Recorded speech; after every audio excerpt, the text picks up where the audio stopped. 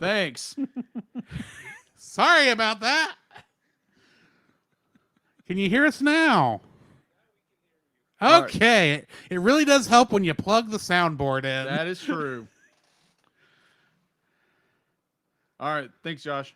So yeah, y'all didn't hear us talking about Billy Joel and No. me not at all. being nice to Jacob about not giving him too many big lines in the script and everything else. It's just, Me killing bots. yeah.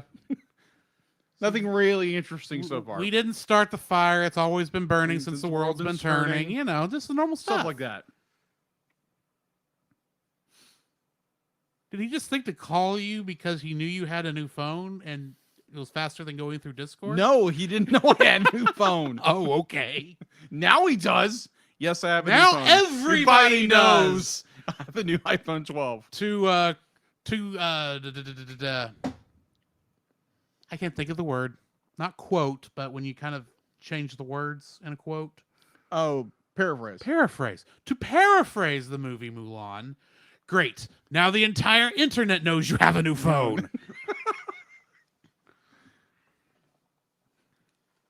Thanks, Drew. Say lovey. Gay Shara Shara. All right, so let's... Done.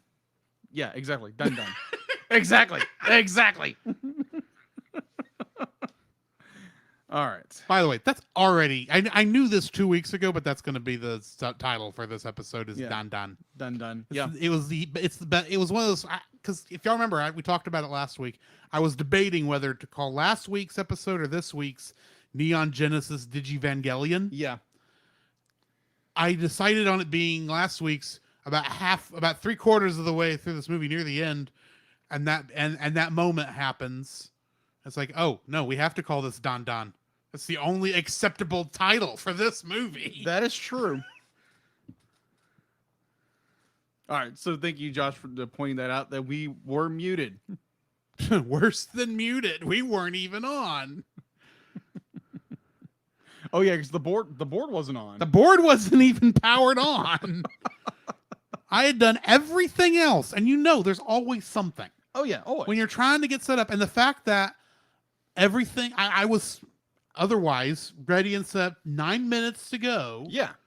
And then when I hit live, everything popped like it was supposed to for the first time in 4 weeks. And then he forgets to And plug I forgot to plug the I forgot to plug the board in. It happens.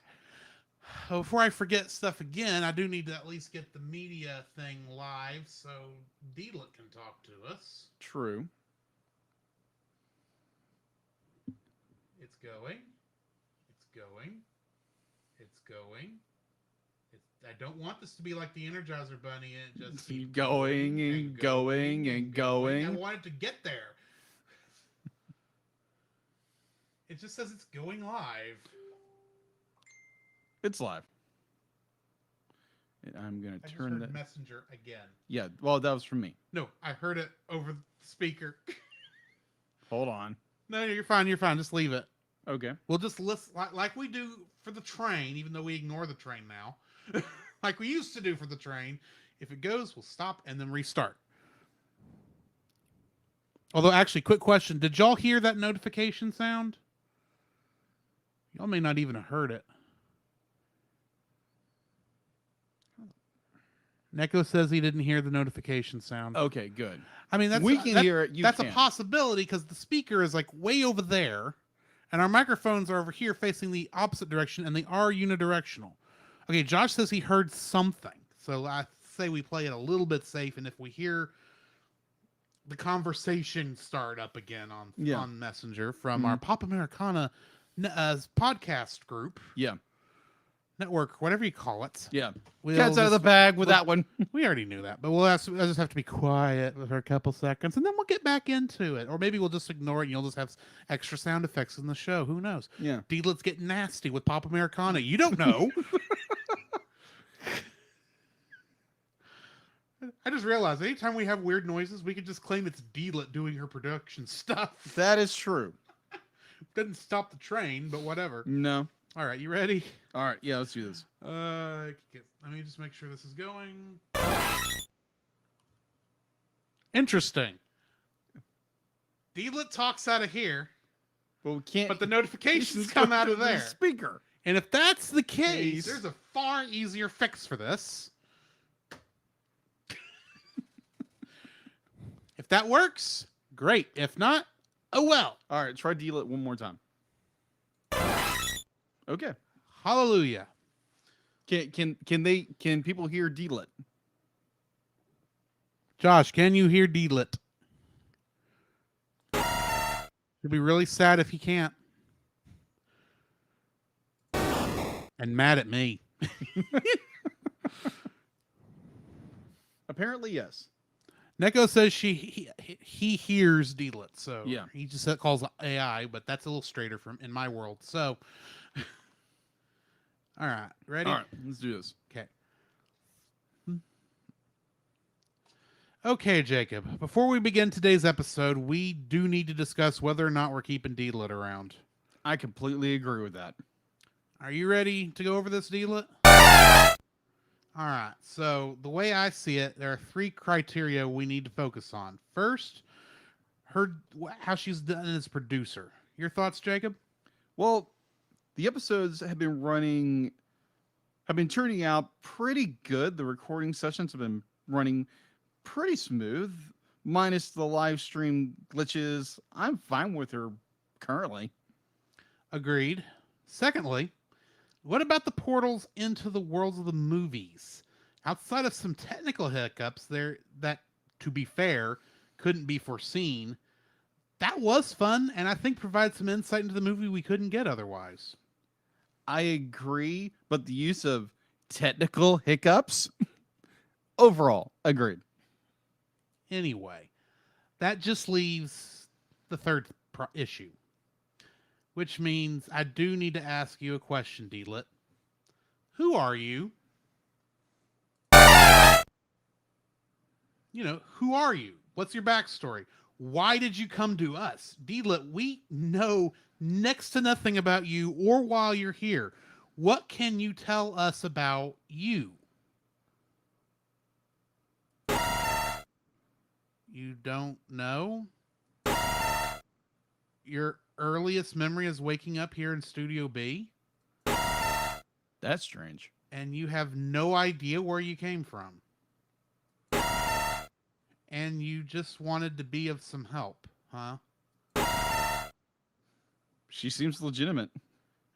Agreed. What do you think of keeping her around on a trial basis?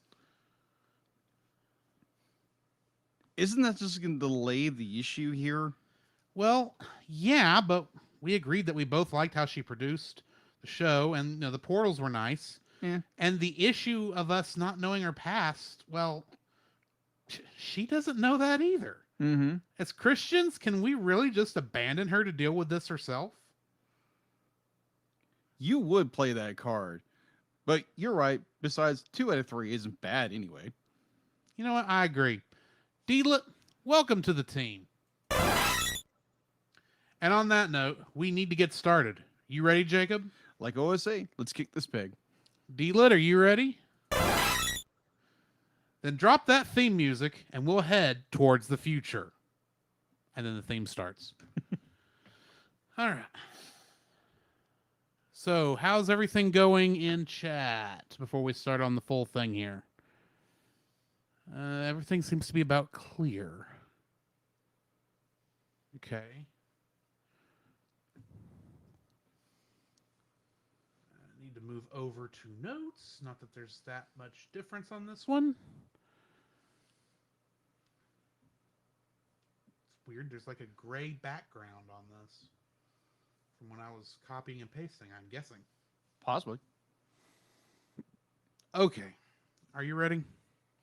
Yep. Okay. Intro. Where is the intro? There's outro. Where's intro? Drop intro. There it is.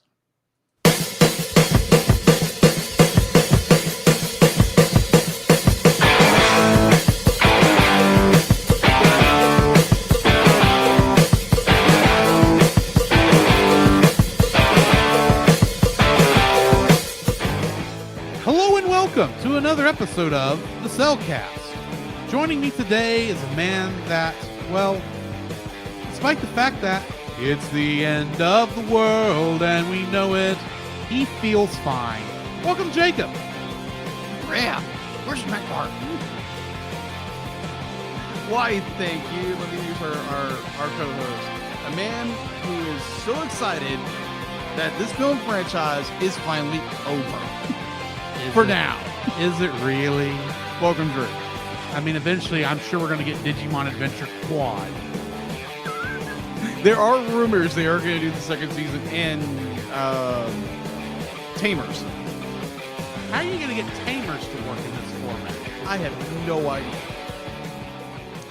Anyway, Yeah. so we do need to touch on this week's trivia question before we get too far Indeed. into this. And of course, that's what do you want to, how much you want, how surprised are you that I don't have this up yet? Dum, dum, dum. Dun dun. Dun, dun. You don't even remember what that joke is, do you? I'm not recalling in the second. When we did the reaction to Muppet Haunted Mansion, the one that the skeleton that kept thinking it was a different stinger. Oh, yeah. And always they would do the dun dun dun. And he'd come in with the same dun dun.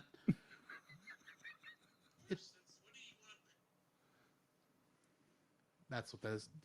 Let me mark this for me if you would.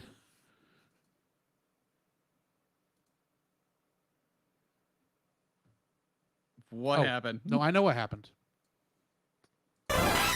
Oh, there we go. Because I lowered the volume while I stopped it. Ah. No. I'm not even sure that affects the recorded volume that goes out through the thing, but anyway. Gotcha. I know it's on here somewhere. There it is. Out there. All right, so trivia for this week's was a simple question. Who is your favorite Digimon and why? Jacob, who is your favorite Digimon? If we're sticking to strictly, season one of Digimon in this movie, easy, Gatomon. I'm not gonna confine you just to this one because some of our guests answers That is true. did go farther than that. I so- agree. Oh gosh, that would probably be if I had a tie, it would probably be like Gilmon from Tamers and Gatomon. I can see you liking Guilmon actually. Yeah. You are very similar. Oh, jeez! Walk out the front I door. don't mean exactly. I mean you have the same temperament. Okay. That's all I meant. Childlike wonder. Yes. Okay.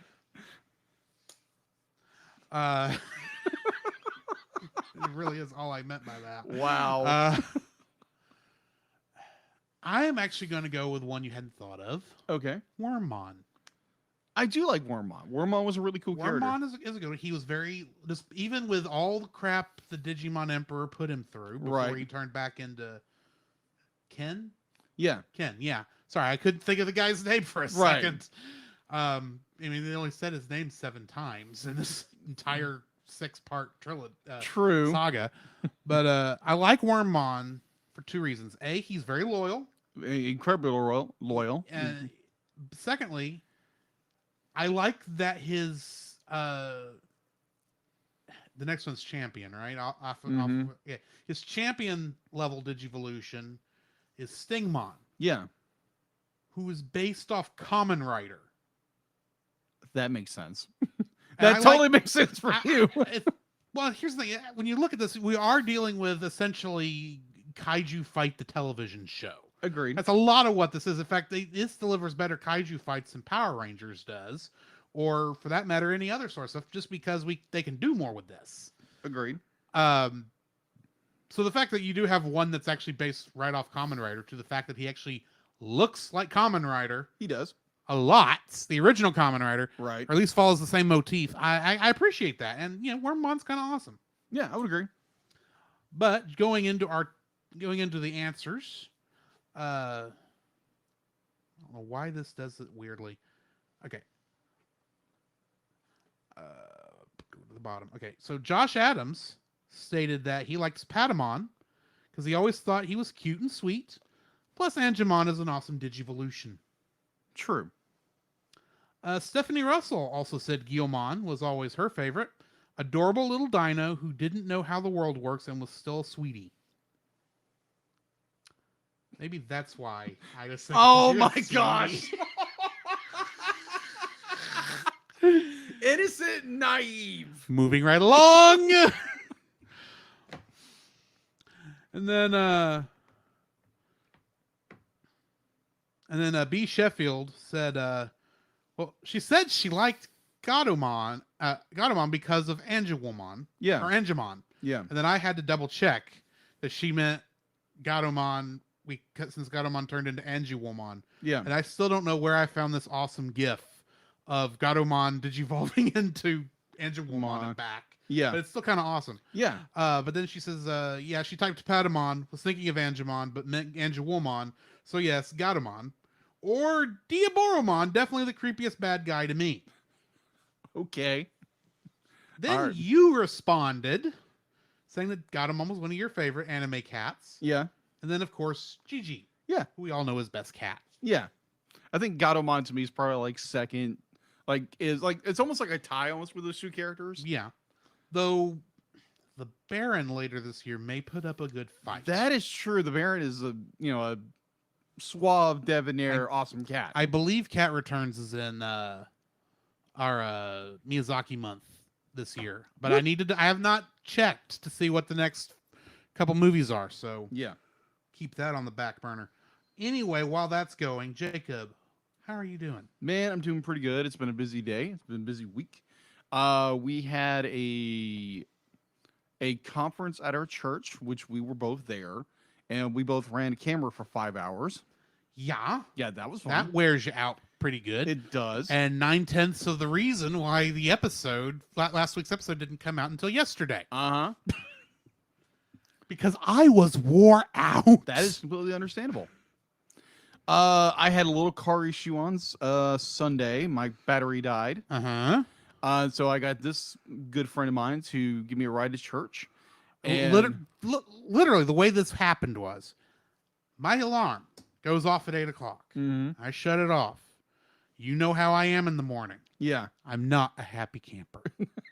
I'm not mad or anything. I'm grumpy in the morning. It's just how I am. Right. Till I've, had a chance to, get going. Mm-hmm. I don't have to depend on caffeine for that, though, but probably because I've never done that in my life. So that's one area I'm not dependent on caffeine. Anyway, and before I even have a chance to be cognizant yet, I get a text message from Jacob that says, "Hey, you up?"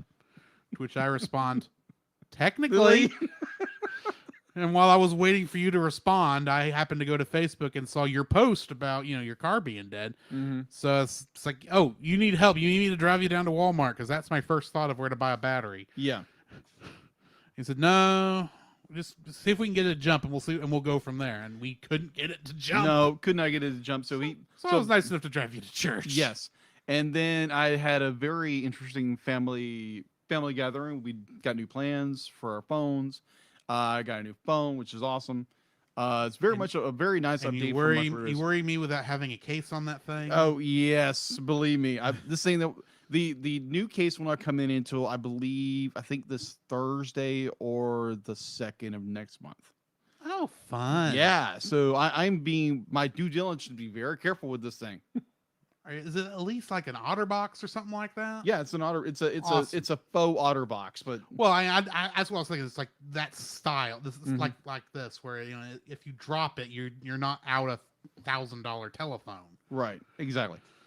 But anyway, Yeah. So that has been work has been like usual. Work is always kind of it's work. It's work Yeah. like usual is, and yeah. We've actually been discussing a few things with the future of the podcast and a few things we're wanting to work on. And I'm going to go ahead and announce this because this is pretty much going to happen. This Friday, it will not be live, but me and Jacob will be recording our reactions for Encanto or Encanto or Chimichubicabra or however it's pronounced. And Dallas is going to be excited when he hears that.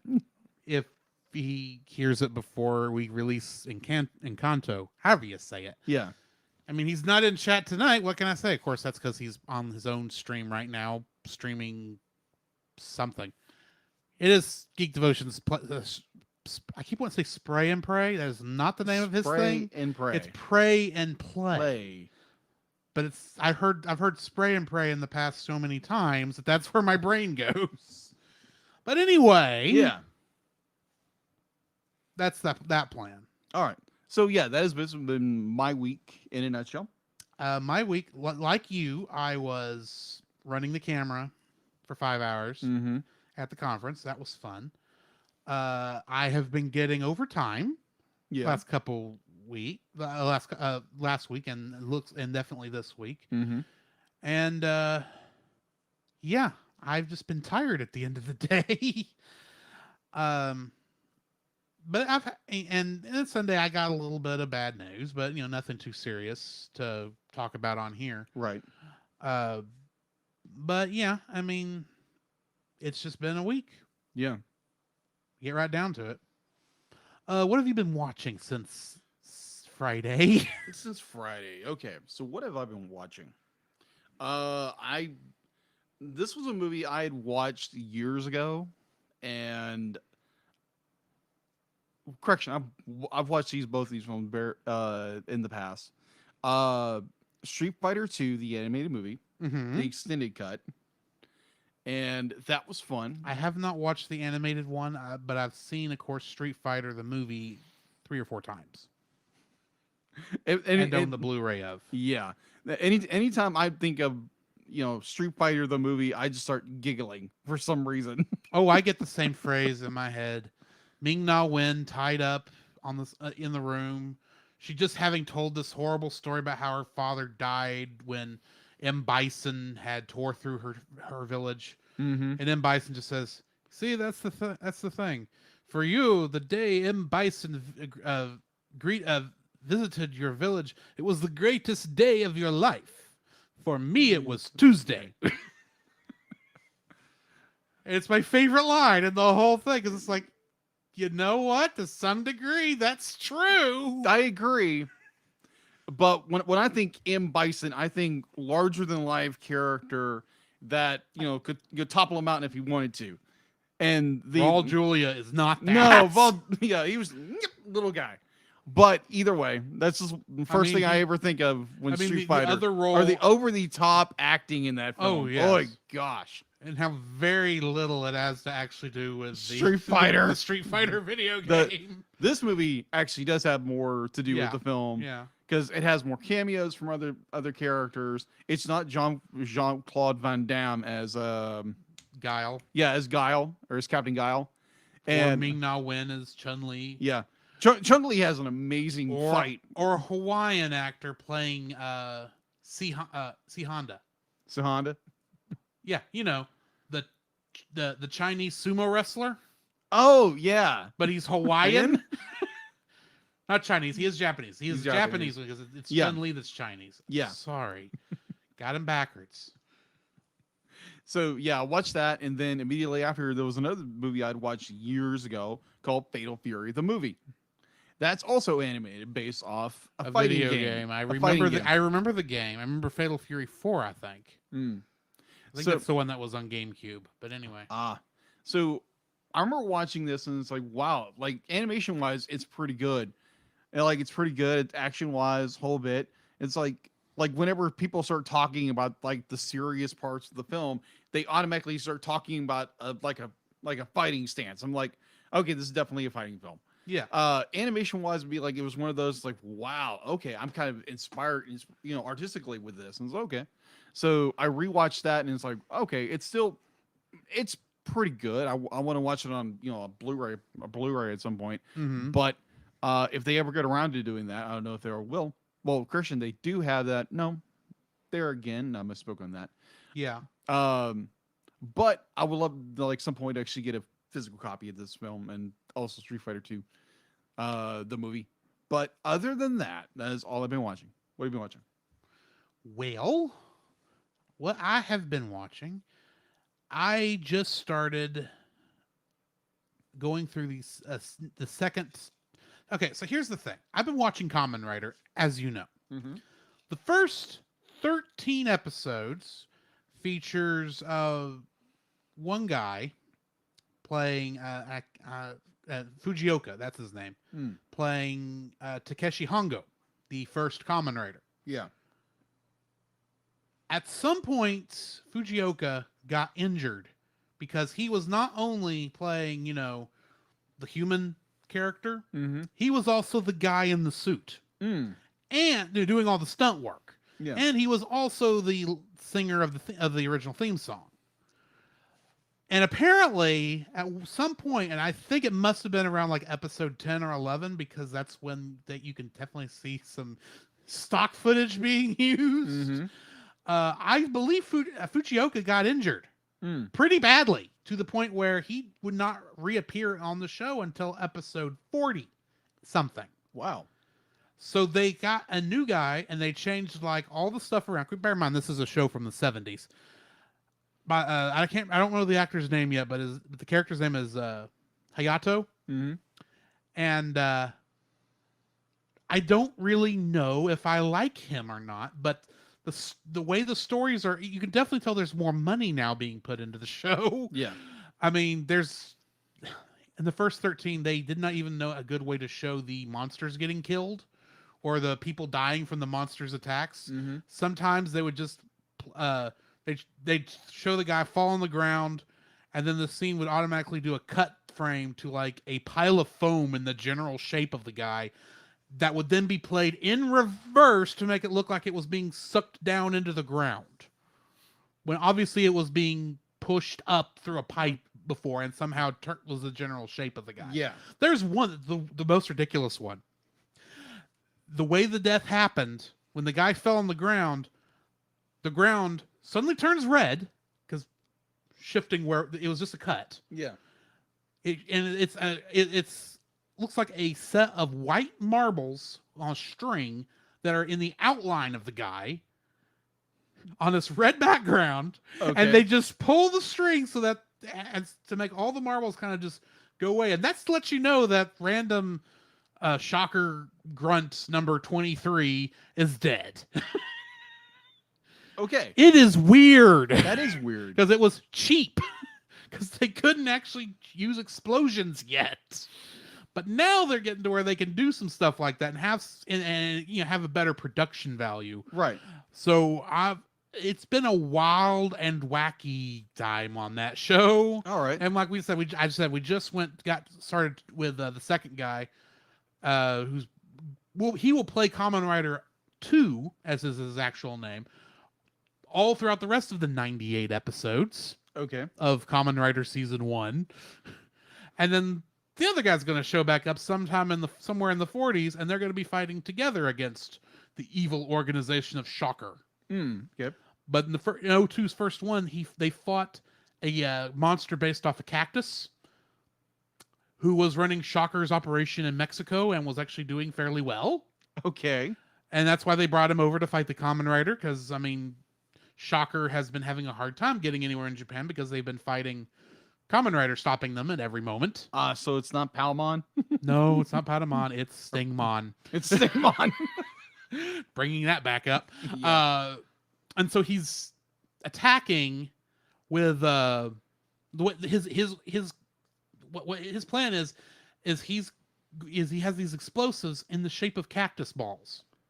Okay. That he calls Mexican flowers. Oh, jeez. And if you just barely touch them, they go off and explode. Okay. And he's going to blow up a dam somewhere in Japan. It doesn't go well. Okay. But yeah, I've been enjoying that because of its absolute ridiculousness. But it's also fun. Yeah. That's the thing. Also, I have been watching... and it just went right out my head. I watched something this week, and I can't remember what it is. Hang on. Let me check Backlog Golf. Because it would have been done there. Oh! I did mention this, I think, on the last episode, but I am watching Firefly for the first time. Yeah. How's that? I'm enjoying it. It's a different show. I can, to some degree, I can see why people like it, Mm-hmm. and I can see why Fox cut it from that time period. So, yeah. I don't think it really fit network television at the time, if we're being honest. Yeah. But there is that. Gameplay wise, Mhm. along with continually jumping back and forth into 14 and having some fun there, Yeah. I have been playing a game I bought a while ago, like over a year ago, but just finally decided, hey, I need to try this since I paid money for it. A fighting game called Blaze Blue Cross Tag Battle. Okay, that's an interesting It title. combines 4 properties, one of which I have no idea who it is because I've never heard of it. And apparently the game series it's from has never been released in America. So Okay. I kind of feel better about not knowing who it is. The second is the Blaze Blue franchise, which has a bunch of games that have made it over here, but I'd never played any of them.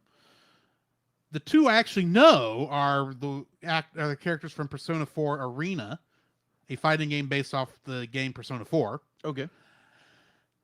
and Ruby, Oh, okay. from Rooster Teeth. Yeah. That's something we're going to have to figure out how to review at some point Right. because I haven't figured out what the best way to do that is. Mm-hmm. Considering I think if we do it as an animated series, our reviews are going to be longer than the episodes. But, and we may do those in groups. I don't know. Anyway, I've been playing that. It is ridiculous. It is an easy fighting game. I'll give it that. Yeah. And you do some absolutely ridiculous stuff, but I can't explain it any better than that because it's confusing. And I am nowhere near beating it, and I'm probably never going to be anywhere near beating it. But yeah, that's been what I've been watching and playing. All right. Good deal. What do we got in the news? All right. So this news came out like a couple of days ago, so we're just we're telling it now. Netflix announced that Guillermo del Toro's eagerly anticipated non-stop stop motion take on Pinocchio has carved out a December 2022 release. A teaser release, which I did watch. I would highly recommend going and looking at. It looks really cool. Introduced us to narrator Sebastian J. Cricket, voiced by Ewan McGregor, who lives in the heart of the beloved puppet. The expected date is to be announced. And so, yeah, we are getting a stop motion Pinocchio film by the world famous director Guillermo del Toro. I have a feeling it's going to be very dark and probably closer to what I read the original story was like. Yeah. This is not going to be the Disney version. This is going to be No. Yeah, we're going to kill Jiminy Cricket in the first 5 minutes. Spoiler alert. That's how it is in the book. Oh, I know that. All right, so going to second bit of news. This one was interesting. I thought I would just bring it up because it was like, okay, it's interesting. All right, a stunning animated comedy featuring which they're calling Blazing Samurai has found a home on Paramount with Paramount Animation. Okay. It was picked up. It has the pickup rights from GFM Animation from for North America and other territories. It's got one of the directors from The Lion King, and it's got several other people who are worked for the projects. And this will be released in the U.S. on July 22nd. Okay, so if you can't pick up on what the Blazing Samurai, let me give you one guess. What do you think that's kind of a... Am I reading this right? Loosely inspired Yes. by the Mel Brooks 1974 film Blazing Saddles. Yes. Crazily enough, I think just even looking at these pictures on Yeah. here, I know how this works. Okay, you're aware of the film Seven Samurai, or as we know it over here, Magnificent Seven, Yes. and how literally they took a samurai movie Yeah. and made a cowboy movie based on it. Yeah, We're taking a cowboy movie and making turning it it into a into Japanese samurai movie. That is what's happening here. Yes, pretty much. I'm on board. Yes, in a heartbeat. I don't know how they're going to get away with the references to all the Warner Brothers stuff, like the Bugs Bunny joke about when the I don't know. There again, it's an adaptation. It's Yeah. a kind of a and not to mention there's some it's other family friendly version of it.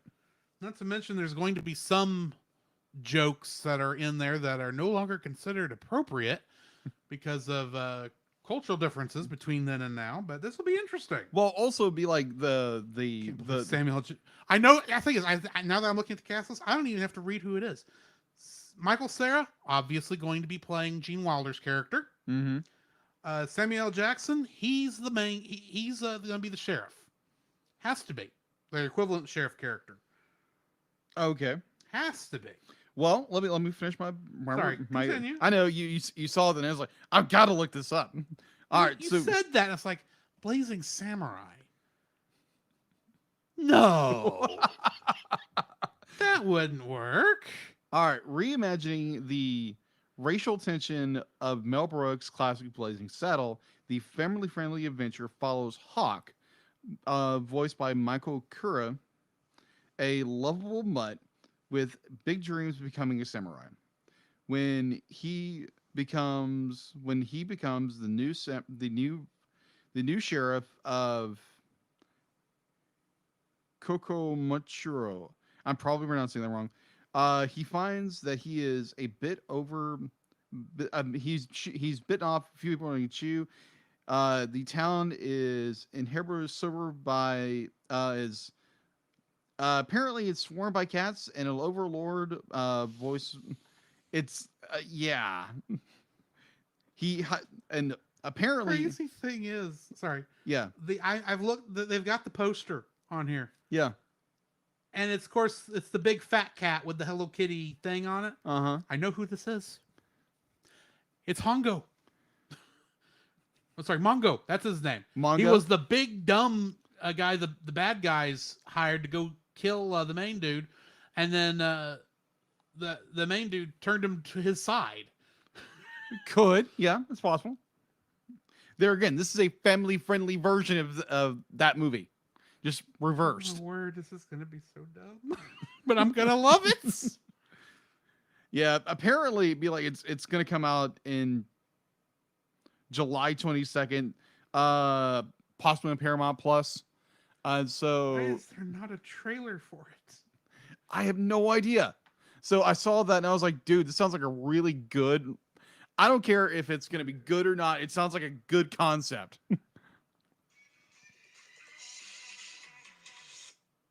Hang on. Stupid. Move forward to the actual trailer.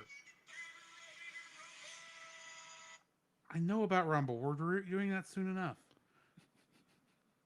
This is okay. This thing lied to me. It said it was Blazing Samurai, and it is not Blazing Samurai. Of course, it is Rumble. Of course, You liars. Sorry. Continue. Yeah. So yeah, that'll be coming out in July 22nd. So most likely it's on Paramount Plus. It might go to theaters. We don't know yet. But yeah, I'm looking forward to it. Let me ask you this question. Have you seen Blazing Saddles? Yes, I saw Blazing Saddles when I was a very young kid. Okay, I just want to make sure because I don't know where I know Mel Brooks is in your line of comedies you actually like. Yeah. But I didn't know if you'd actually seen it. Oh yeah. Okay. Yeah, my dad set us all down and be like, dude, this is a funny film. We may have to Patreon that later on. We'll What? think about it. Blazing Saddles? It's a Patreon Maybe. review. Maybe. We are getting ready to do some more of those. Yeah, we're working on those. So if you like hearing us talk about movies, you might check us out on our Patreon. We get you more reviews with a little more live action stuff too. Exactly. Anyway, continue. Yes. So that is all I have for news. Then we need to get into the spoiler-free section Yes. of our review for Digimon Adventure Tri Part 6 Future. Mm-hmm. I will be happy when we are to smaller titles. Yes. Don't get me wrong. I have enjoyed Digimon Adventure Tri. I've got issues Yeah. because who wouldn't have issues? Yeah. But I'm definitely ready to get to some shorter titles like Cloudy with a Chance of Meatballs, Part 2. Electric Boogaloo. Anyway, All right. Digimon Adventure Tri Part 6 Future. This is essentially the boss fight. Pretty much. It's like this. There is some more intrigue in there dealing with, what happened to Tai. We're in the spoiler-free section, so I can't talk about what happened with Tai. For all you know, those of you who are going to turn us off at the bumpers until you get a chance to watch it, Tai is dead. Dun, dun, dun. But we'll get more to that in a second. Right. Dun dun.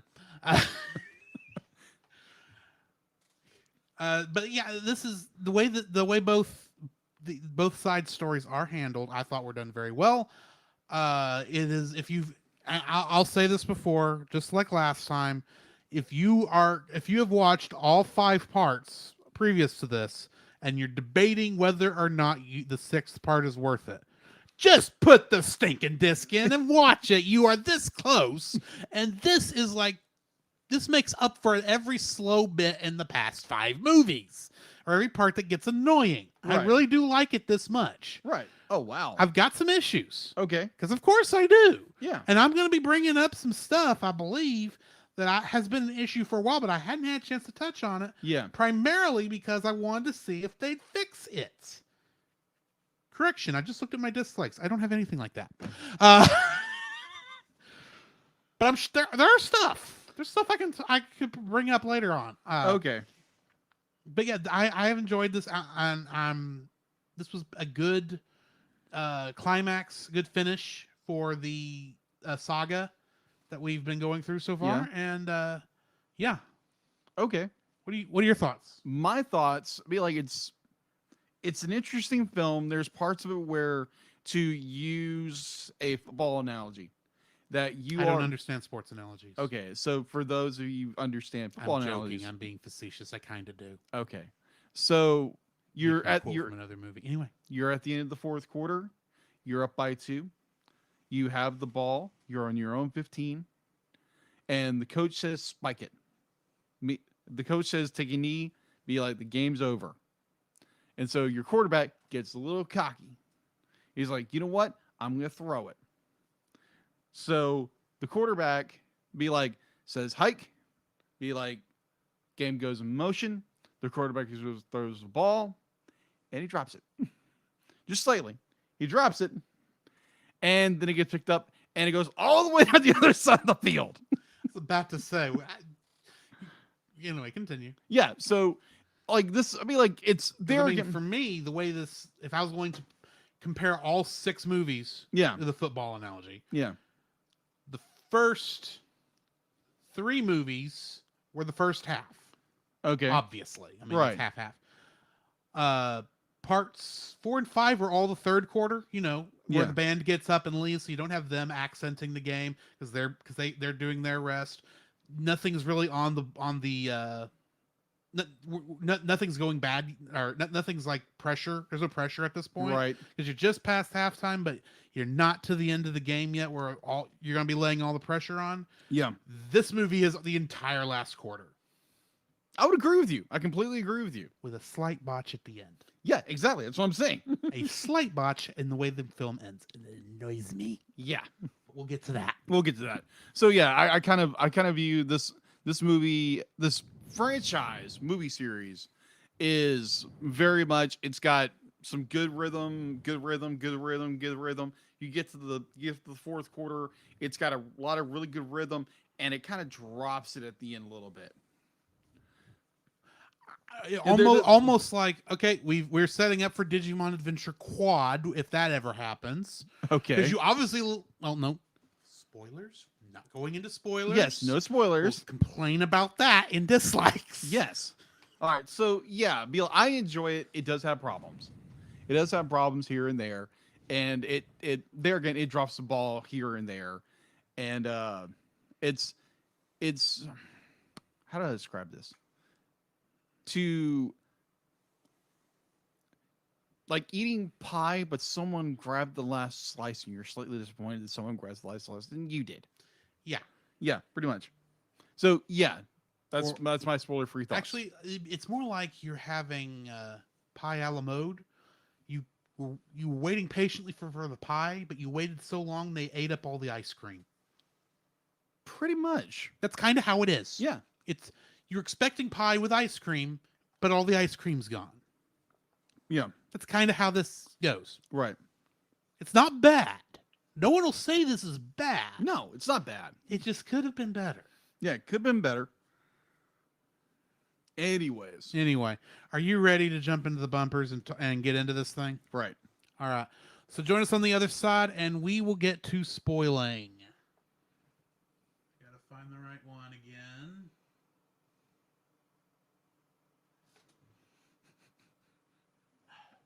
I can't see from over here.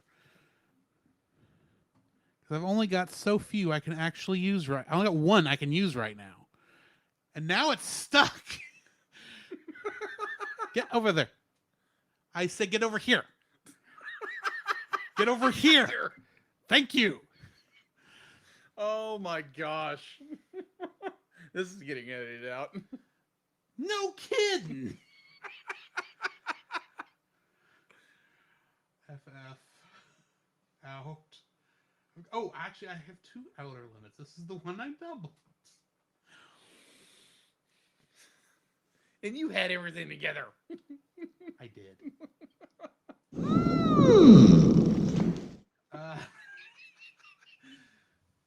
Okay, that's Stunning and Brave. What is retro? I think I did retro last time, so I'm gonna do this one this time.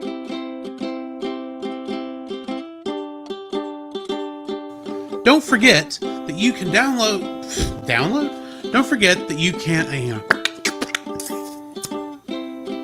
Don't forget that you can listen to us record the podcast live every Tuesday over on our Facebook page, the Cellcast, our Twitch channel, the Cellcast Gaming, and on YouTube at Cellcast. Also, don't forget to join our Patreon if you would like to support us monetarily. At $1, you'll get our everlasting thanks. At our $5 tier, you can get some artwork from Jacob, and at our $10 tier, you can get bloopers for every episode we've released that I've remembered to release them for, and you can get commentaries from different movies. So come check us out over there if you would like to support us financially. Each week on Stunning and Brave, hosts Chris Cowan of the Babylon Bee and Nate Henderson of Some Boring Budgeting Job confess their privilege, spotlight stunning social media posts, and fabricate outrage, all while keeping you super woke and enlightened. They will make you laugh. That's right, you have no choice. Check out Stunning and Brave at stunningandbrave.net. Do you like Star Wars? I don't just mean the original trilogy. Along with that, I mean the prequels, the sequels, the anthologies, the animated shows, and of course, who doesn't like Baby Yoda? Well, if you've been in the fandom for any length of time, you know how toxic the fandom can get. And if you'd like to be able to discuss a galaxy far, far away in a much more positive light, might I suggest searching out The Outer Rim, a Facebook group dedicated to all of Star Wars, and check out their YouTube channel, which you can easily find at Pop Americana, which the podcast you're currently listening to is also a part of. To find that and more, check out the link in the description.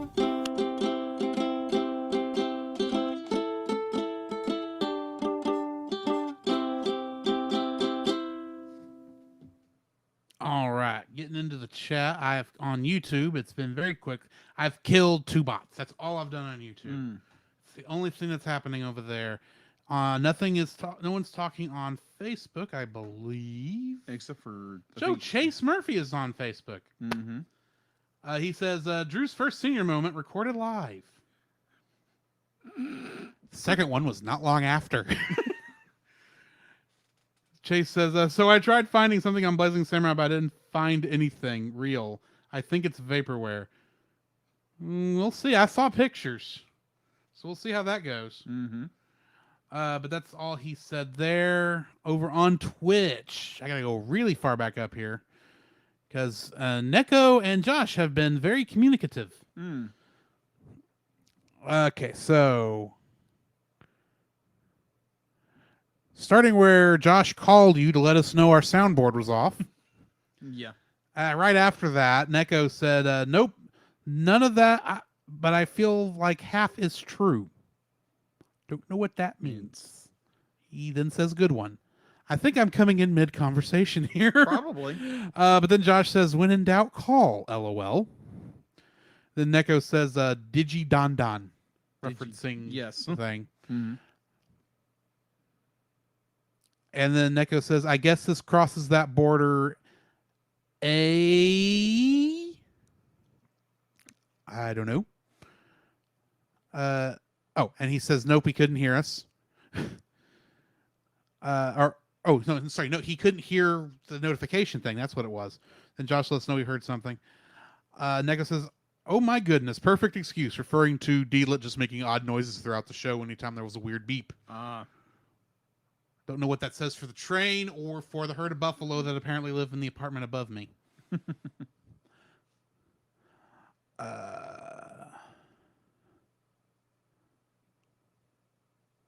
Going down here a little bit.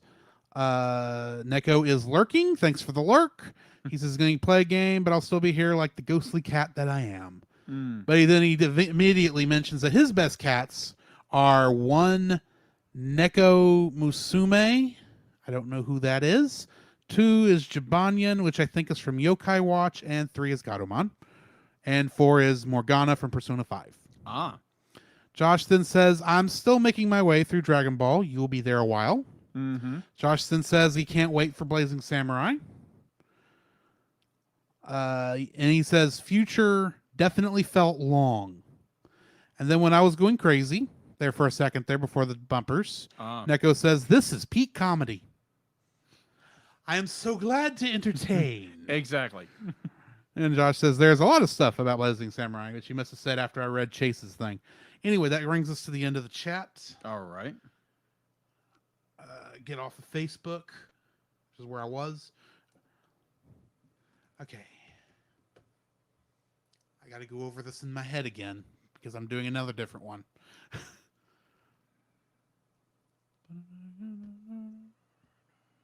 Okay. You ready? Yeah. Okay. The following is a spoiler-filled review for Digimon Adventure Tri Part 6 Future. If you don't want to be spoiled, you should. I really don't like this. I'm trying to do Digimon is back again, but it does not work. You know what? Forget it. I'm going back to Butterfly. The following is a spoiler-filled review for Digimon Part 6 Future something. I jumped ahead. You did. If you don't want to be spoiled, turn us off right now. Let me do that last bit again because I actually like how that went. The following is a spoiler-filled review for Digimon Part 6 Future. If you don't want to be spoiled, you should turn us off right now. I should have done that yesterday. Oh my gosh, bravo. Okay. Bravo. Digimon Adventure Tri Part 6 Future was directed, written, created by, and acted out by the same people who written, created, directed, and acted in the last 5 movies.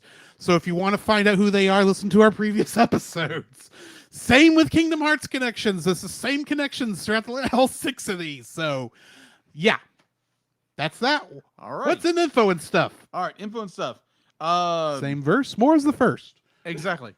So IMDb, this movie has a 3.5 out of 10.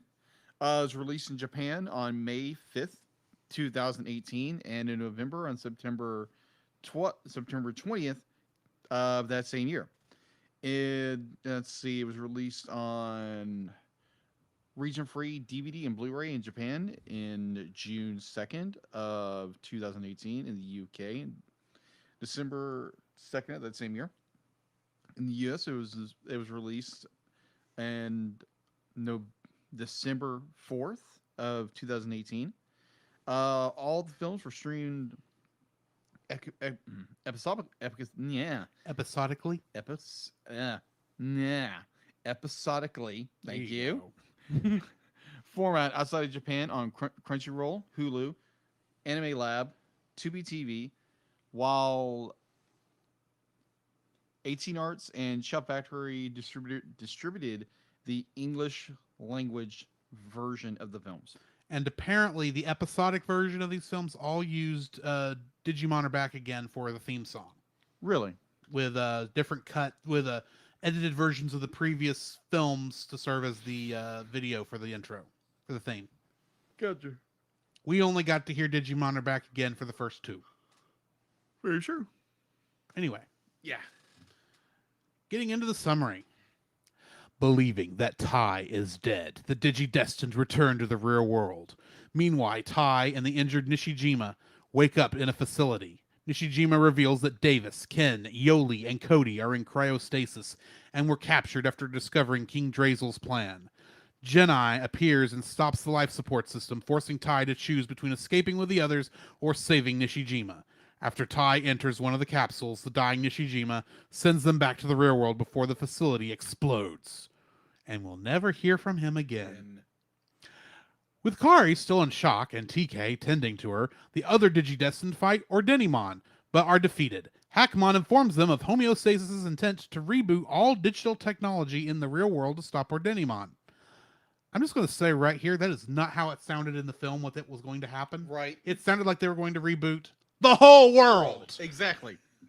However, it would cripple all man-made infrastructure. Of course it would. The whole world would be rebooted. Refusing to give up, Matt and the others have Mako lure Ordenimon to the sea and confront her again, but to no avail. Kari overcomes her trauma and has a vision of Gatomon inside Ordenimon, who reveals that all light resides in Mekumon. That is some rhyming right there.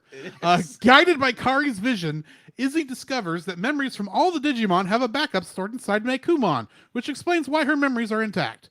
Mako unlocks the sealed memories inside Mekumon, restoring the lost memories and extracting Gatomon from Ordenimon. The reboot of the real world is halted by Hackmon. However, King Drazel floods Ordenimon with corrupted data. Tai rejoins the others as they reluctantly digivolve their partner Digimon. During the course of the battle, Mako's Digivice awakens Ordenimon's... Sorry. Start that over.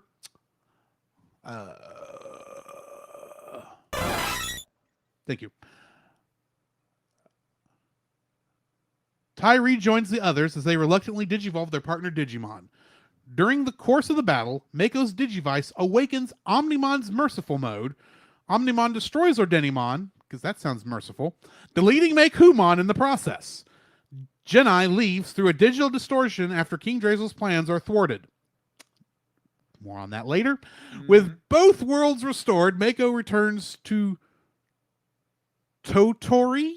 I'm assuming that's what I was calling Osaka, Georgia last week. And Homeostasis shuts down King Drazel.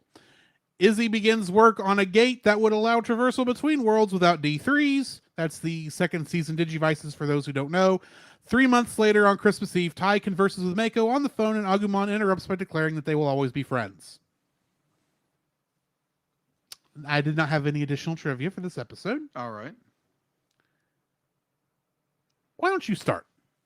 All right. So my first one is going to be the most obvious one in this film. And I was like, really?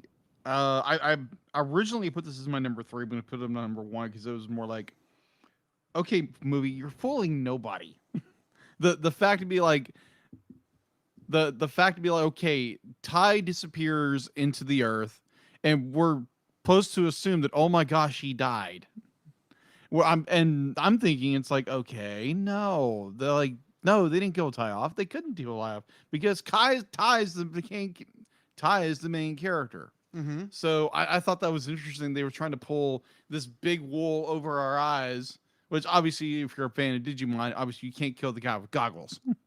Well, but he didn't have the goggles. He didn't have the goggles. That is true. Hold on. Let me start over. No, continue where you are because you're actually making some good points. Yeah, it was just the idea of the movie was trying to uh give the notion that Ty had died, and obviously you can't kill the main character off. Yeah. Be like, Digimon wouldn't do that. I know some other franchises Well, will probably do that. You say that, but they do make some sacrifices later in the film I was not expecting.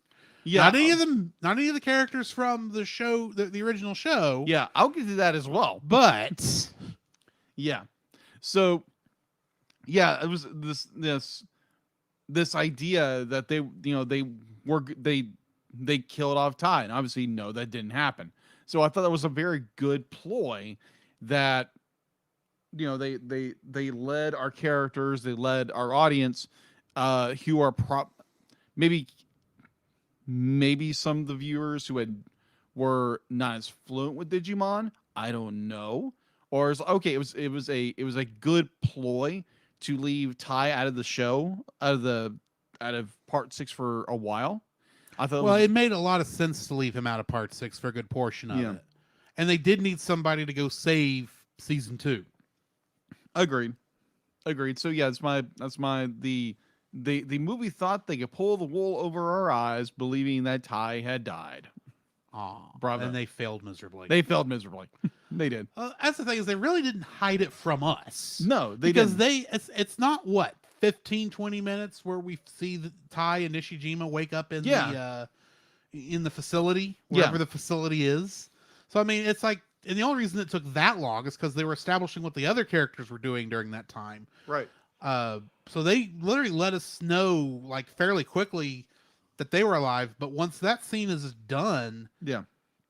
I mean, they just don't have, they don't even pay attention to Ty, because I mean, you do get one point where they say, hey, the season 2 Digidestined, they just showed up at a hospital. And I'm thinking, okay, that means Ty made it back too. Yeah. I'm thinking, okay, and you look down at your watch and you go, okay, there's 45 minutes left in the movie, and he doesn't show up for 40 of those minutes. Right. It's like, well, not 40. It's a little bit better than that. But it's like he's out of the movie for a long time. Yeah. Because I'm assuming he must be running from the hospital to the giant Evangelion monster in the middle of the bay. Well, no, because we do see his capsule. It floats up on the shore. Yeah, but he's still like far away enough that he probably had to run all that way to catch up with him. Probably. He's not like he's hiding in the bushes. Right. But anyway, continue. Yeah. I thought it was a good tactic that they took Ty out of the film for a good chunk of the film to let the other Digidestined kind of grieve the possible loss of their leader, and Matt having to take up the mantle. I thought it was a very good tactic. I thought it was a very good kind of diversionary tactic. That's a better word, diversionary tactic. And I thoroughly enjoyed that slight diversion, give our characters more leeway to be more not themselves, but to press on to try to defeat Dominimon. I want to say Dominimon. Or Denimon. Or Denimon. Thank you. The way I remember it is because I keep thinking it's saying Ordinary Mon. Yeah. Or even though it's Denimon. less than ordinary. Yeah. Or Denimon. But I thought that was a really good ploy, even though you're not fooling anybody, movie. But yeah, I thought that was my I converted my third to my first.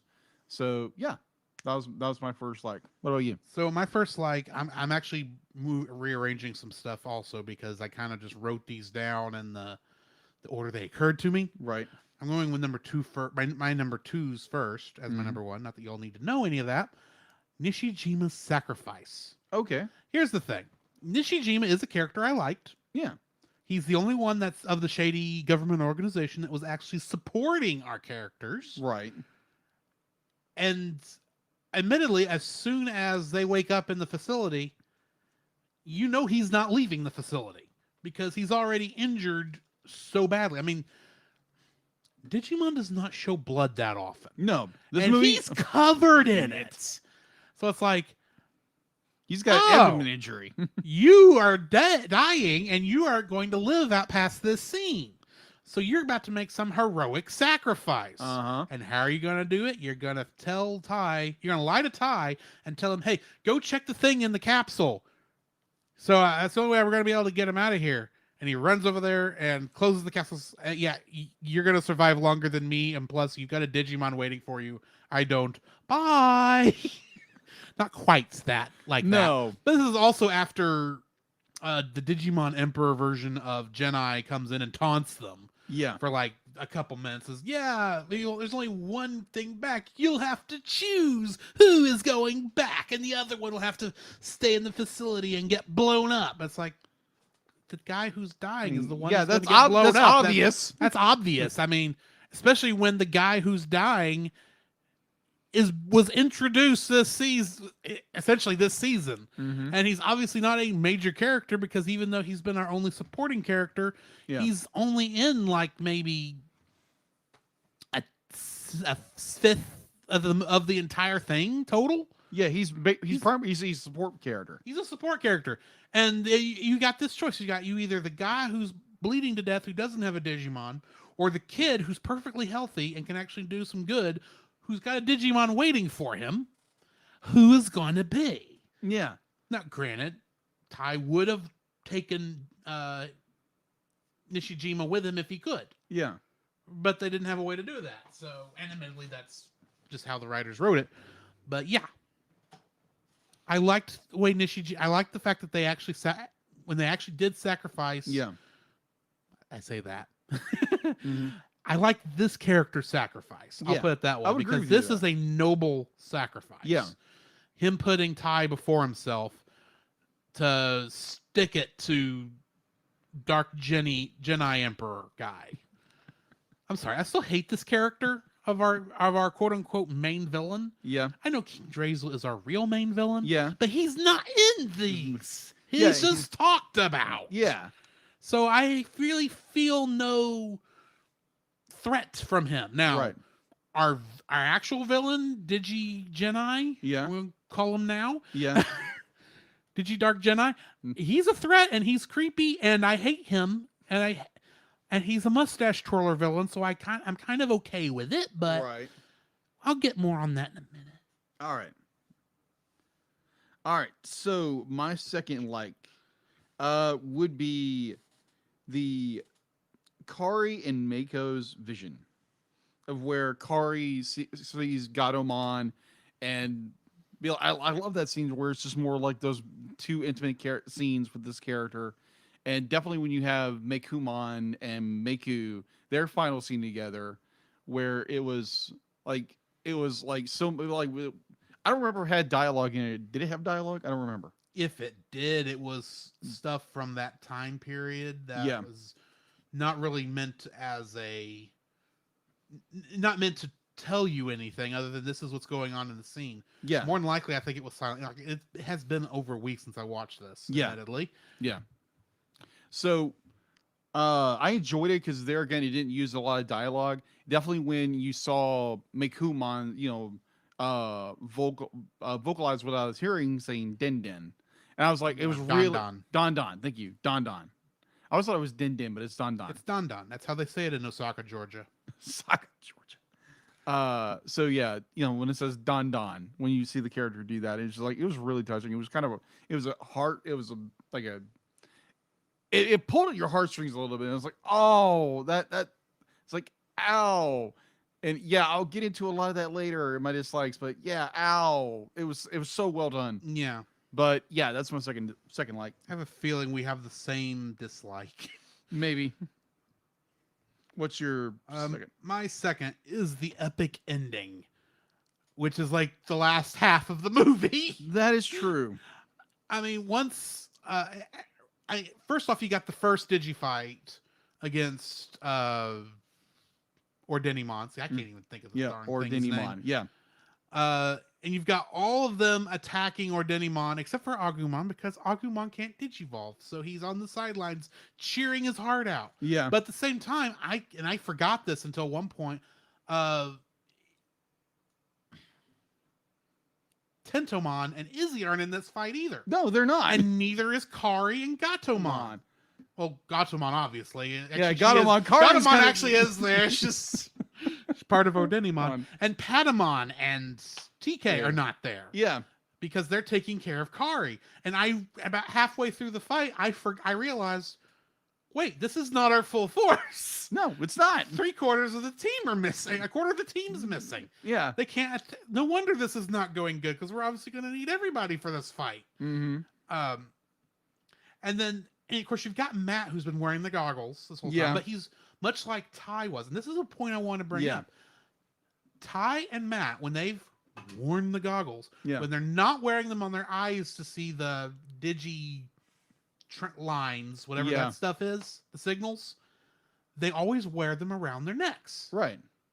And it did not occur to me until a specific moment in this film that I'm about to get to that that's what was going on, because Matt obviously could not wear them correctly because he never felt himself the leader of the group. Right. Ty wasn't feeling like he was the leader of the group throughout most of the series. True. He knew he was. That's why he had the goggles, but he never felt like he was actually... He never really stepped up to the plate until Ty shows back up. Matt gives him the goggles back, and Ty puts the goggles on the correct way with them sitting above the eyes. Yeah.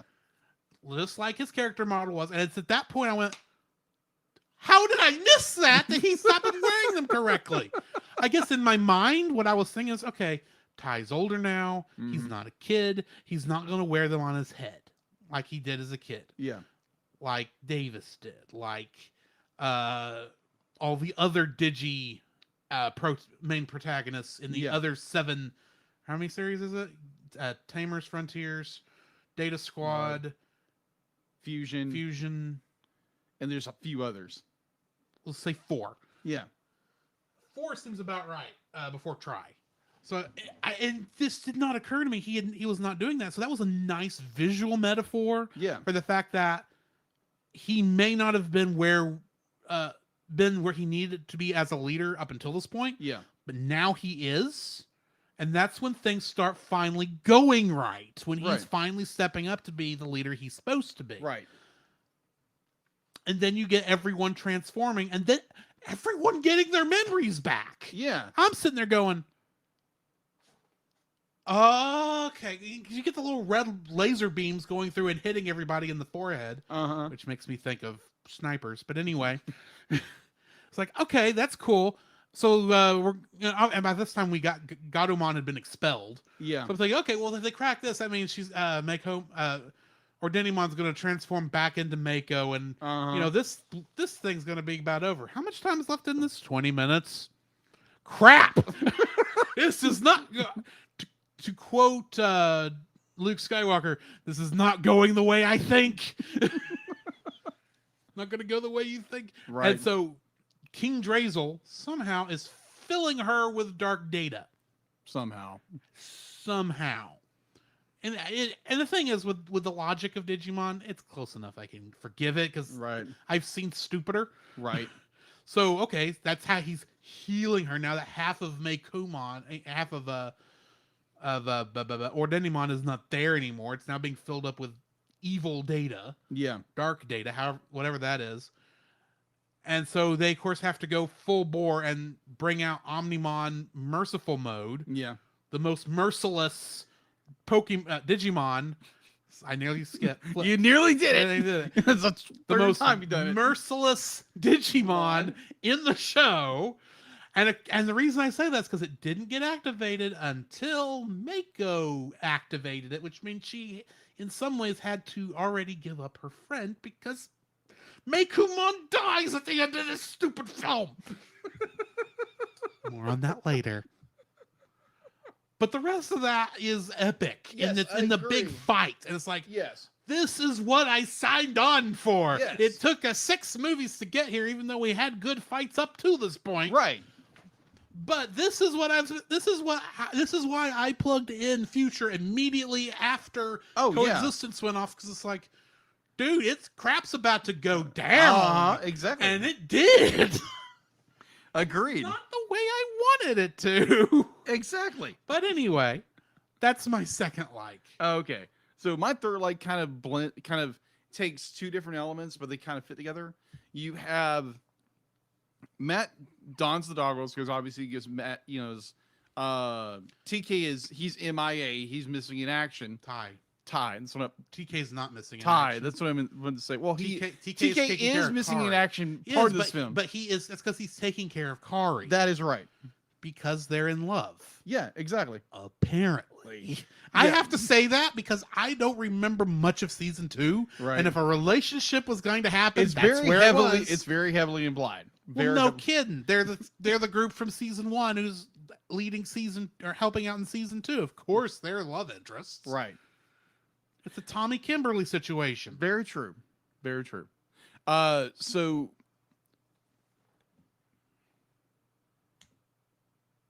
I just broke your mind with yes, that, didn't I? No, you didn't break it. Concentration went somewhere else. I brought in Power Rangers. You got confused. I got distracted, not confused. True. Distracted. True. I'll give you that. You were distracted. I was distracted. So Matt now dons the goggles. Ever since Ty is MIA or presumed dead. So the idea that he takes on the responsibility of being the leader of the Digidestined, but that very intimate scene where he's out on the patio with Gabumon, and it's just basically Matt breaks down. It's like, hey, be like I didn't sign up for this. Yeah, be like I'm not the leader that Ty is, and it's just Gabumon being Gabumon. It's like it's gonna be okay. Be like, I believe in you, and it was really touching to see big tough be like, I get mad about everything. Matt break down about something. And it was like, wow, that was amazing, and I thought that was a very good scene. Well, very well executed. When you think about it, the fact that Matt gives up leadership. For Ty to have it. The fact that Matt knows that Ty is a better leader than he is and is not afraid, never been afraid about it. Yeah. As far as I know, they may have been a fight maybe in the beginning of the first season because I can see Matt doing that before he actually knows who Ty is and before they've actually had to work as a team before. Right. But the fact that Matt has never, after that point, as far as I know, ever complained about it and accepted it, I think is a testament to his character, to the fact that when you get to that point where he has had to take up, he realizes I may be a good second in command, but I do not have the mantle of leadership here. Yeah. And the only reason he would even be considered second in command is because he's the other half of Omnimon. True. So, yeah. Yeah, I thought that was very, very well executed. The fact to be like you have a character he's placed the burden of leadership on himself, but deep down he knows he's not the man for the job. Yeah. And so be like he has that confidence in his Digimon, and then you get to the layers point where all the other Digimon are watching them through the window. It's like, I'm gonna beat every one of you. Yeah, it's like, oh, isn't that sweet? I'm hungry. I'm hungry. Of course Agumon's hungry. Yes. But yeah, that was an amazing scene, kind of tying in with this. I wanted to make like a 2-parter third part because it just was great because Drew brought that up in the his third like was the ending. I haven't brought up my third like yet. Oh, you have have my first like that I brought up the ending. The second like I brought up the ending. Yeah, that's right. Your second ending. My mistake. You're fine. His second ending. We're doing it a little out of order. Yes, so we are. We are. So the fact to be like you have this grand conclusion of Omnimon merciful mode. The most merciless Digimon. Exactly. And the movie doesn't end with a happy ending. Be like, yeah, everybody gets back, but Mekumon was destroyed. I'll get to that in a minute. Oh, yes, I do. And it's just be like it's one of those where you think, oh my gosh, everything's going to turn out right. Everything's going to turn out great. Literally was no reason it couldn't. Yeah, exactly. Anyway. Oh, I agree with you there, and I'll get to that in a minute. So will I. In fact, yes. I have a feeling we'll be tag teaming our first dislikes. Probably. So yeah, the fact that like Mekumon is gone. Now there is at the very end of there's a sound, but we're not really giving clarification what that is officially, because this is the only bit of trivia I found, and I didn't want to say it there. Yeah, the sound of the Digi-Egg hatching Yeah. after the credits Mm. is supposed to be signifying that Meicoomon has been reborn Yeah. without the Apoclymon data. Yeah. I'll But- believe that in Digimon Adventure Quad or whatever they call Yeah. it. The only problem is And they bring them all back together and we finally get some decent Meicoomon action. You're right. Yeah, the only problem is that would break canon of what they've talked about. The fact that like if Digimon dies as a digital world, he can't be reborn, or he be like Digimon can be reborn, but it's not the same Digimon anymore.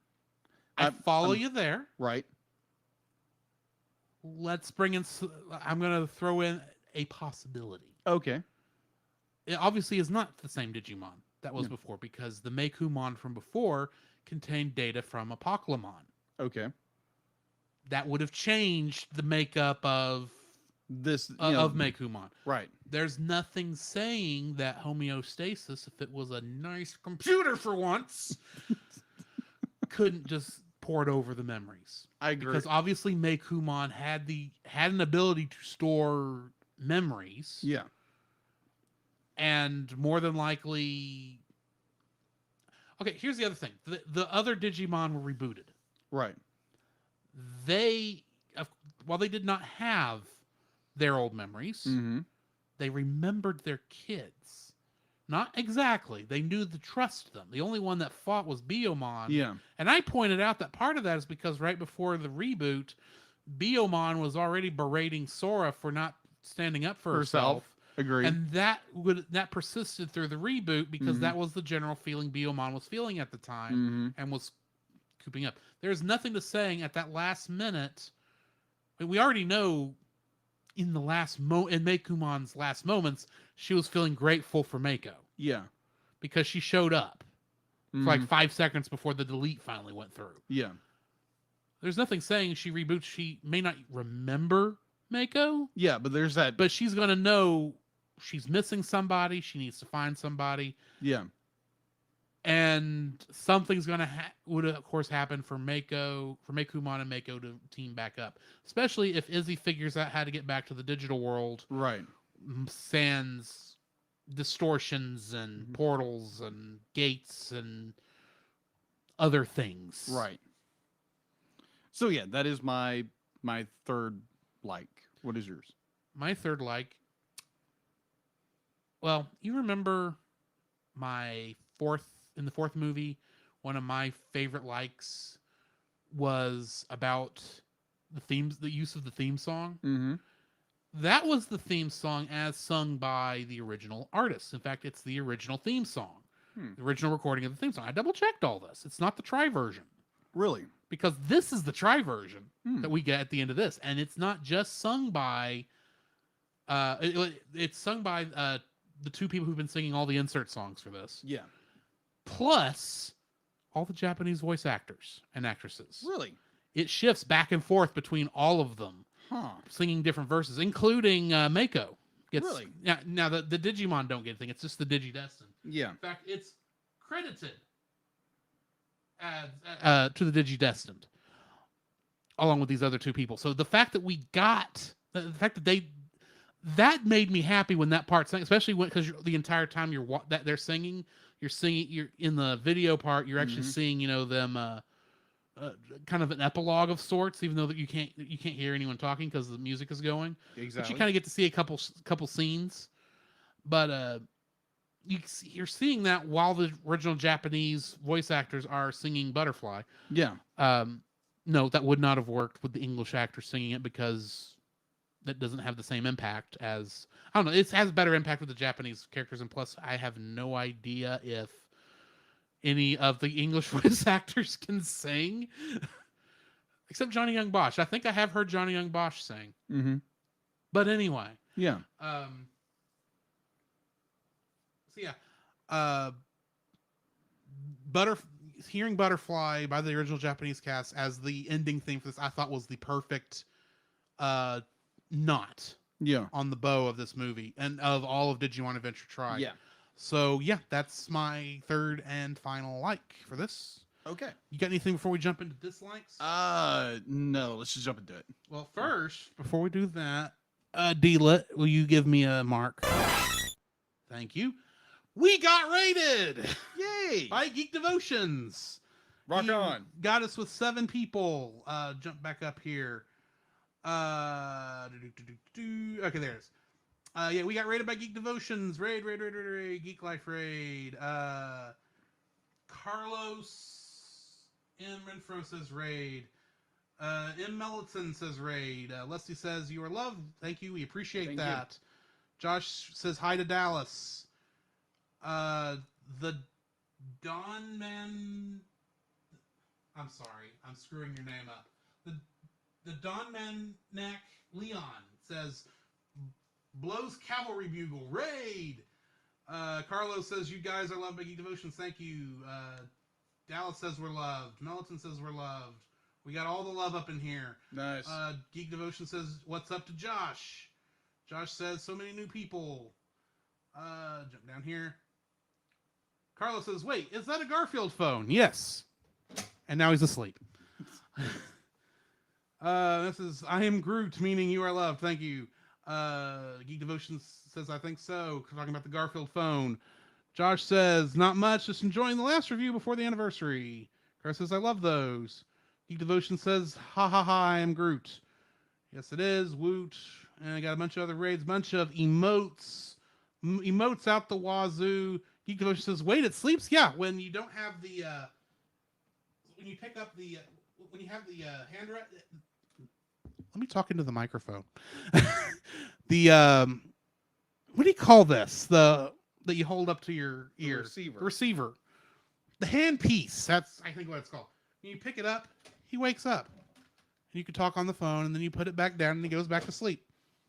I usually just leave it in the up position because it's not hooked to anything. Because I don't have phone. He doesn't have a landline, let's say that. Yeah, technically I do have a phone. It's just not hooked up to Garfield. I have enough problems with Deedlit. I don't need Garfield coming to life. No offense, Deedlit. No offense. Anyway. Geek Devotion says, who has landlines anymore? 70-year-olds? You have a point. Very good point. Very, very good point. Yeah, I actually inherited this from my grandfather. All the grandkids and great-grandkids had their choice of phones, and I was given the first one, and I chose Garfield. I should, to some degree, I feel like I should have picked the Mickey Mouse phone, because that would have been more appropriate for the show. Right. But I prefer works. Garfield. Yeah. Because much like Garfield, I love lasagna and I hate Mondays. That's why we record on Tuesday.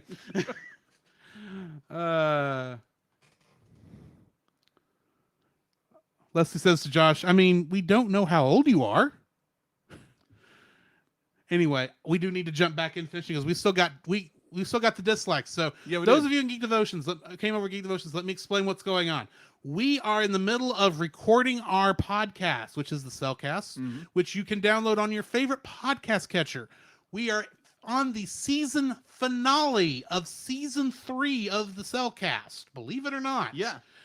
And we are finishing that with the final movie in the Digimon Adventure Tri series, which is part 6, Future. It's kind of like you've never seen any of the MCU, but now you're coming in to watch Endgame. And not the good parts of Endgame. You're about to hear us rip this film a new one because this is what we do. Exactly. So if you haven't watched the film yet, by all means, be like, go watch it. Yes. Now, before I go on, I need to let Dallas over at Geek Devotions know something. Because he can finally put to rest his hashtag that he's been bugging us with for the past 2 weeks, because we are going to be reacting to Encanto later this week. Yes. And that episode should be going up either the end of this week or the beginning of next week. I have not decided. It'll be whenever I get it edited. So keep an eye out for that, Geek Devotions. You can finally let us go. And yes, I said Encanto because I'm Texan. And I don't know, despite the fact I work around a lot of Hispanics, I've never heard them say the word Encanto. So if it's Encanto, Encunto, Chimichanga, Chupacabra, I don't know. Yeah, I'm a gringo. What of it? I'm a German, Irish, British person. Yeah. I'm fine with this. Yu-Gi-Oh is never happening. Anyway, are you ready? Once you breathe, we'll get into dislikes. I have to let you breathe. You've got to start. I do. Oh my gosh. And before we do that, is one of yours Makumon's Yes. death? Can Yes. we just start with that one? Yes, we do. Thank you, because we need to get this one out of the way. Oh my gosh. All right. So my wow. There again, thank you, Geek Devotions, for your raid. Yes, Awesome. we appreciate that. So my first dislike is apparently Gatomon has Digi-Armor and poor Mekumon and Meku. Okay, so let's point this out. The only reason, you know what? I forgot to do something. We'll continue from there, but I need to be able to find this later. Let's go ahead and point out the reason Gatomon was able to survive the deletion is because she wasn't in Ordenimon when Ordenimon got defeated.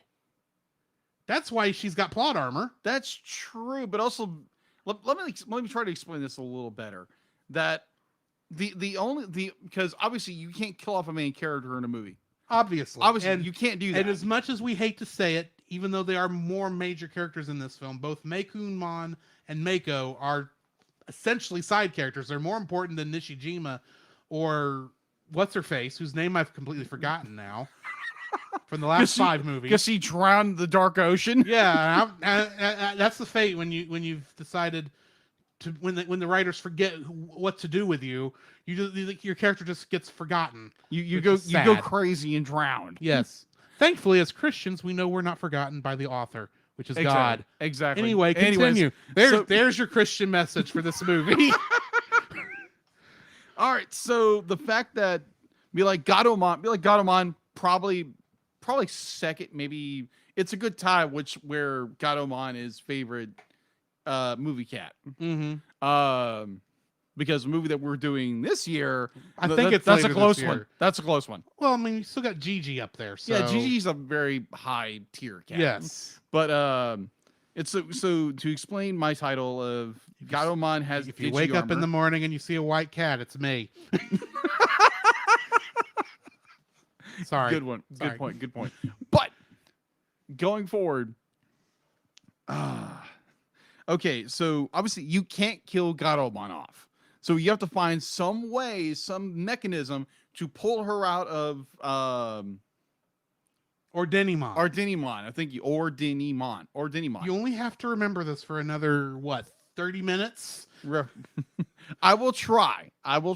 Yeah, till we get to the end of the So episode. to pull Gatomon out of Ordenimon, so be like they very cleverly use the idea that somehow Kari can sense Gatomon can pull herself out of Ordenimon. Admittedly, we did talk about last episode how Kari has some kind of weird special abilities none of the other Digidestined have. Yeah, she's special. She is the chosen one. She's the chosen one of all. She's not the leader of the group, but she's the chosen one. No. She has the leader of the group's ear. Yeah, that is true. She can beat him to high heaven, but so I found it be like I was sad when they actually did kill off Ordenimon. That meaning they would kill Mekumon, and I kept thinking, I was like, there's a better way to do that. There's so much more. Yes, I have a way this will work. Yeah, there were so many different ways they could have made this a more. I understand the idea that Mako and Mekumon. Yeah, Mako. I know why you're saying that. It's because you're hearing Mako and Mekumon are so close. They are. But it's Meku for Mekumon and Mako for Mako. Because there's only one O in Mako while there's 2 O's in Meku. Yeah. Mako. Once again, you only have to worry about this for another 30 minutes. don't confuse the dog. She'll just tell the entire night. Look, I know you're not a big cat guy. Continue. All right. So there are so many different avenues they could have gone down and given Mekumon and Meku. Close enough.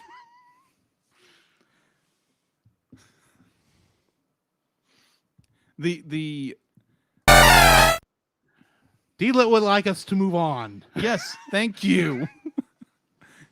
There were so many different ways they could have made this.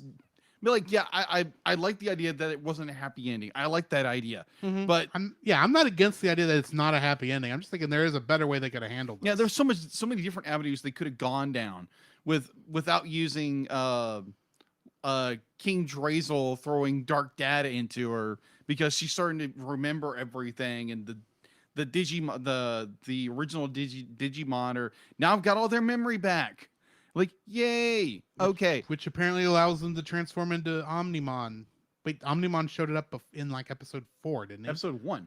I know he was in episode 1, but didn't he show up in episode 4 too? No, Never he mind. Never mind. Never Apparently, mind. Omnimon requires memories. Apparently. It's a system requirement. Yeah. So there were so many potentials. They could have made this more like Mekumon and Meku. Just be like, made that more instead of, oh, Meku dies. Mekumon dies. And she's deleted as a Digimon would be. And I was disappointed in that. I was like, really? Like there were so many avenues you could have gone down with like the idea that like maybe like possibly they could have like extracted her outside of Ardinimon or something like that. Could have done anything like this. But no, you have Omnimon Merciful Mode. As Drew said, the most merciless Digimon in ever. creation. It's like, oh, let's just slice her in half. Okay, I need to jump in here Okay. because my biggest problem is the fact that if this is truly Omnimon Merciful Mode, Yeah. then he should be able to be merciful enough to not kill the character. Exactly. So I was doing crazy research. I know. Research, going to wikis and looking at Digimon wikis, trying to figure out what's wrong with this. And I saw that, technically Ordinimon was a virus type and Omnimon is a vaccine type. I don't know what any of that means. I'm assuming good guy, bad guy. Yeah. In reality. Right. What we would call a dark Digivolution and a normal Digivolution. Yeah. I'm guessing. I don't know. But here's the thing. If this is the merciful one, why does it kill the person it attacks? I mean, admittedly, I think the other times Omnimon has shown up, which would be the end of Digimon the movie. Yeah. Or not the end of Digimon movie, sorry. The end of our war game. Yeah. That's when he showed up. Yeah. Which is the second act of Digimon the movie from the three shorts they Merged. Frankensteined into one movie. Yes. If you want to watch, Willis. if you want to listen to that review, That's back in season 1. go back in season 1 and listen to that. Yeah, so he showed up. I'm assuming he must have shown up at the end of season 1 also. Okay, so has the only other time Omnimon has shown up besides episode 1 and this movie? Yeah. Was in Digimon the movie. Digimon movie and the return of Diaboromon. The return. Okay, so he did fight Diaboromon. When he fought Diaboromon, I'm assuming you've watched it. Mm-hmm. What happened to Diaboromon when he got killed? Got killed. Put quotation marks. What happened to him? That's what I'm asking. Because in my mind, Merciful Mode should be a stronger version or a better version of Omnimon than just straight Omnimon. Well, to go into that movie, that would be like going into spoilers about that film.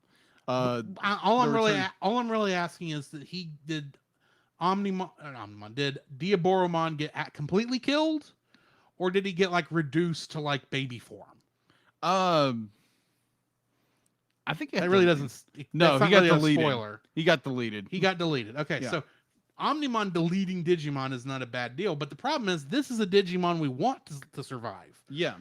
This is a Digimon everybody, all the Digidestined, all 8 of them now? Yeah. All of them want Mekumon to survive. Obviously, the 7 that fought Diaboromon did not. Right. want Diaboromon to survive. Because As- Diomormon wanted to destroy the world. Right. And they would have preferred Thanks, him Willis. if they could have killed him without killing him, somehow cleansed him, maybe they'd be fine with that. But Meikumon, they don't want dead, period. They want Meikumon back. They said that multiple times through the last 4 movies. Yeah, even throughout this entire film, the 6th movie, it was like, oh, Meikumon needs to die or something like that. So there was always, she was. But that's what Mako said, because Mako was completely lost. This is the first time she's had to deal with the end of the world. Yeah. Strangely enough. And she's actually so scared about what Meikumon in the form of Ordenimon is going to do that she would actually rather put Meikumon out of her misery. Yeah, I agree with that. The problem is there was an easy storyline given way this could work without too much rationalization. Okay, what is that? That sword could have cut Meikumon from Apoclymon's data, or cut the Apoclymon out of there. Sort of, I don't know, healed Meikumon from the infection. We've been hearing infection the last 6 movies. Yeah.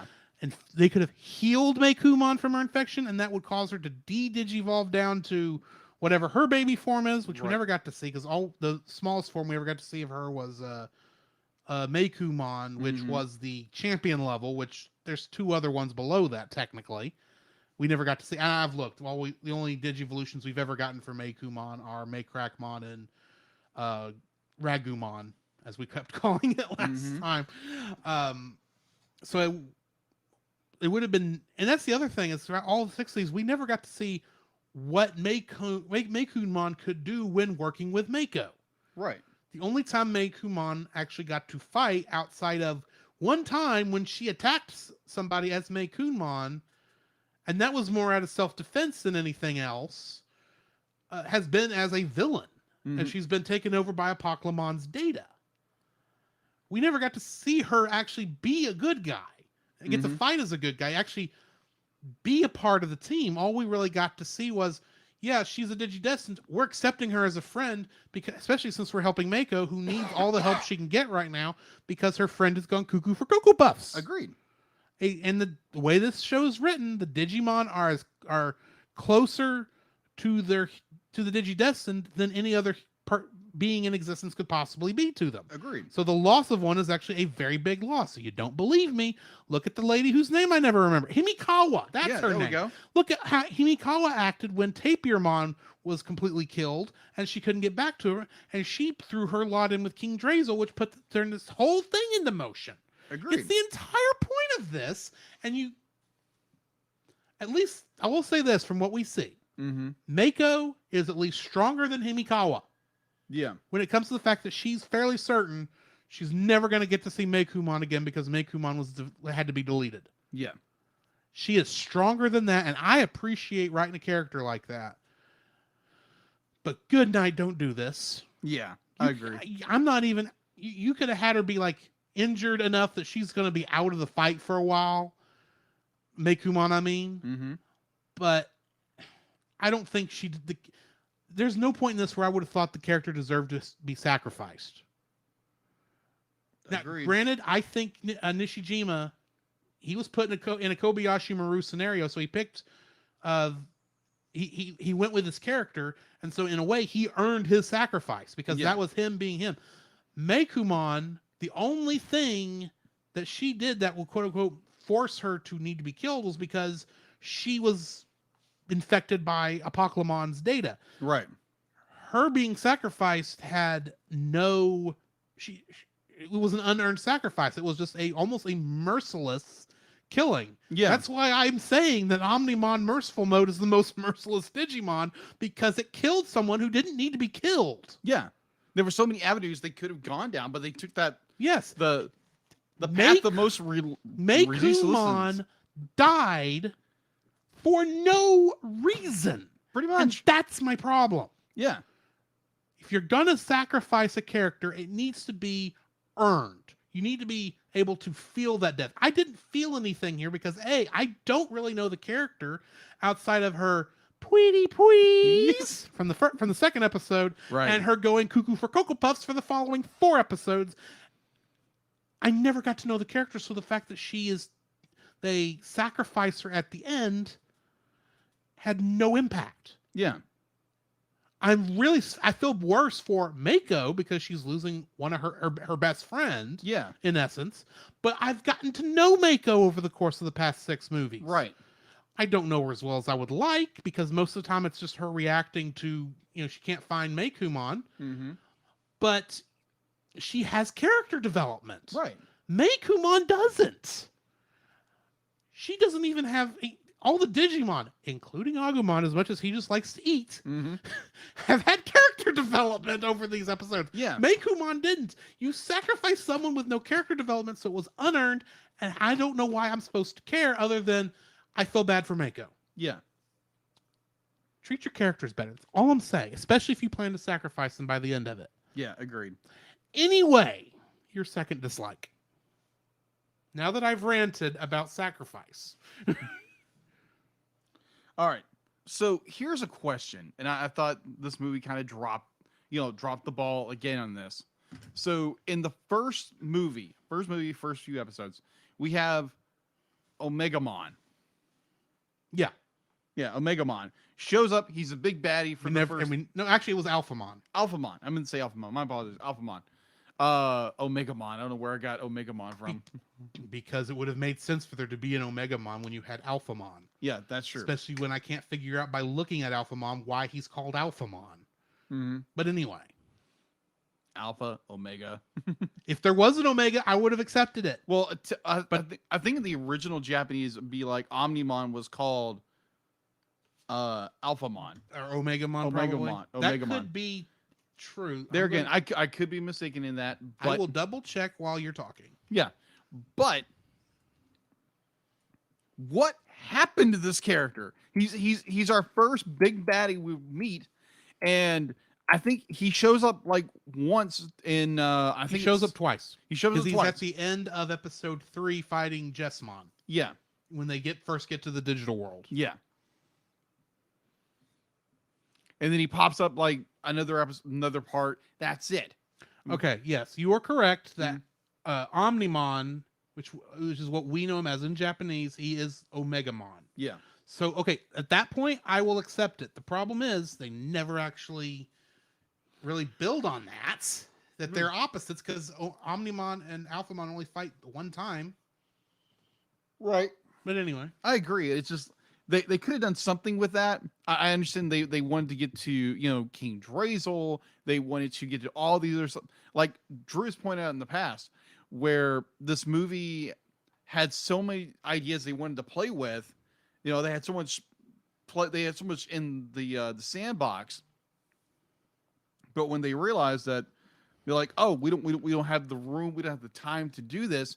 We had to cut corners, and Alphamon just kind of got chucked to the back corner. That's my thought. That's my thought. It would have been nice to bring him back in. Oh yeah, at least. But they It had would have been nice for Jessmon to actually do something that was helpful for a change. Right. Hackmon, come on, really? You're just a pain in the butt. At least you did technically stop the world from being rebooted. Let's talk about that. That's my next dislike. There you go. Go for it. How's that for a transition? There we go. In the English dub, it is not easily explained what they actually mean. They just say all they say in the English dub is that they're going to reboot the real world. Okay, I've got questions. Okay. Now, in the summary I read, it did say the digital infrastructure of the world, so the computers and such. Yeah, computers. Which would have caused, all the infrastructure to collapse. Right. I have a problem with that. Yeah, that's not a good way either. But here's the thing: that's not how the English dub explains it. Yeah. Other than Izzy going crazy, it's like it's going to destroy everything. It's like, well, no, duh. It's going to be the end of the world if you reboot the real world. Which also brings in other questions. Questions I didn't think about. Yeah. That I could have brought up at any time throughout this. Is the real world made of data in this world? The same way the digital world is. No. Really? Okay. Frontiers seems to think so, since they can combine themselves with data Well, to that's make true. those Well- fusion Digimon. Heck, the way we originally got the Metal Garurumon and War Greymon was Angewomon and Magna Angemon shooting Tai and Matt in the back, so that the power would go through them to Agumon and Gabumon to warp digivolve them to those forms. Right. I mean, that sounds like how does the data and the fact that the humans and the Digimon can be in the same world at the same time and still have all the capabilities they would have in their That own is world. true. And also, you got to think about Digimon Tamers, where they biomerge. They biomerge Yeah. together. Yeah. Like they even do it in the real world. It's like, I- how does that work? I had not thought about this yeah. until Hackmon said they're going to reboot the real world. And I'm still going, how? And what does this mean? You say it's going to be more dangerous. I'm thinking, no, duh, because they're not binary by probably any stretch of the imagination. It's biological. It's biological. That means there's probably a 2 or a 3 in there somewhere.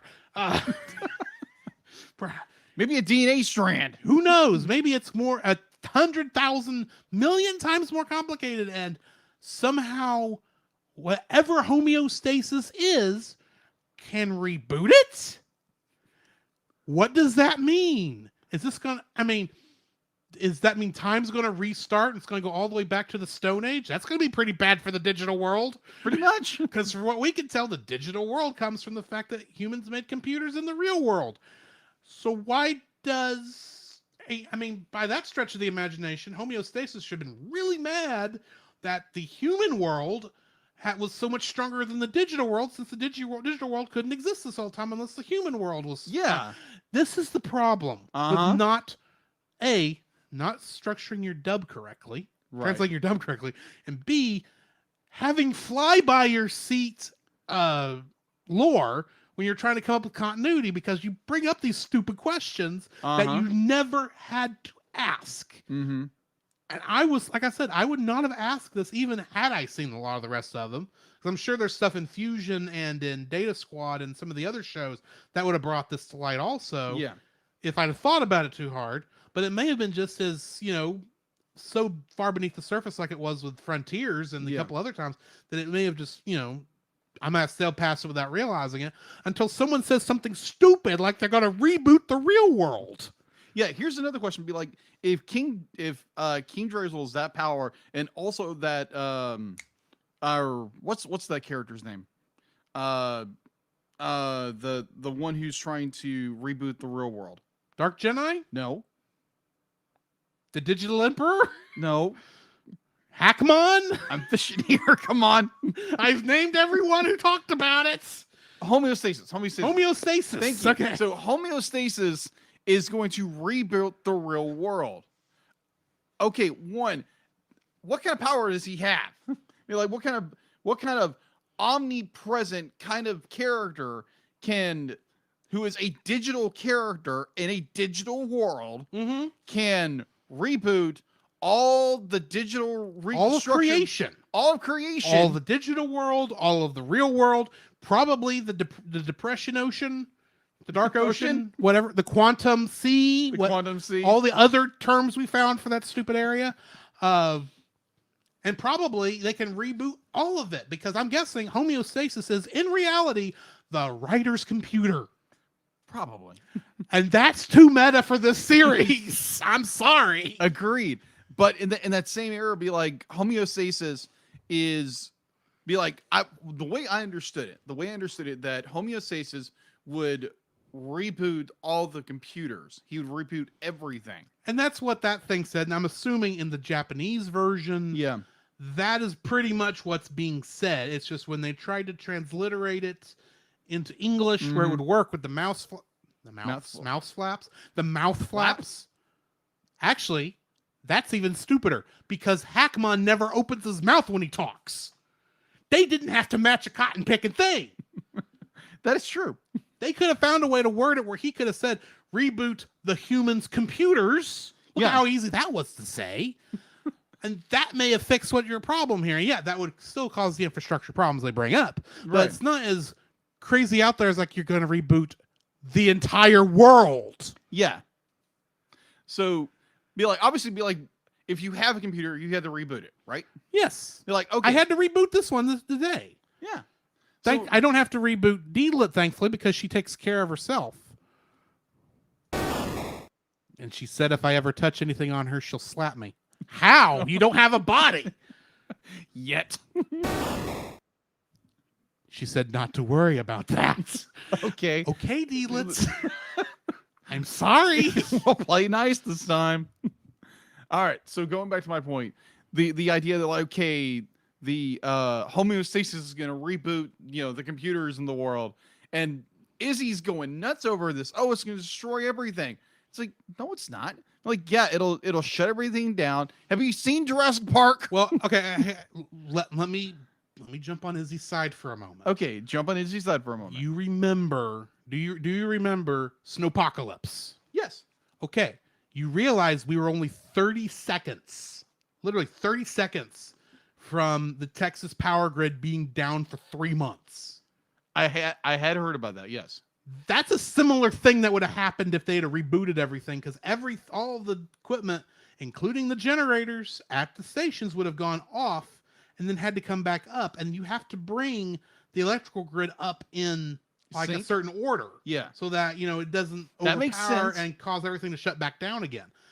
Admittedly, I am not an electrical engineer in the slightest. I just know what I heard on Practical Engineering because I watch that show for some reason on YouTube.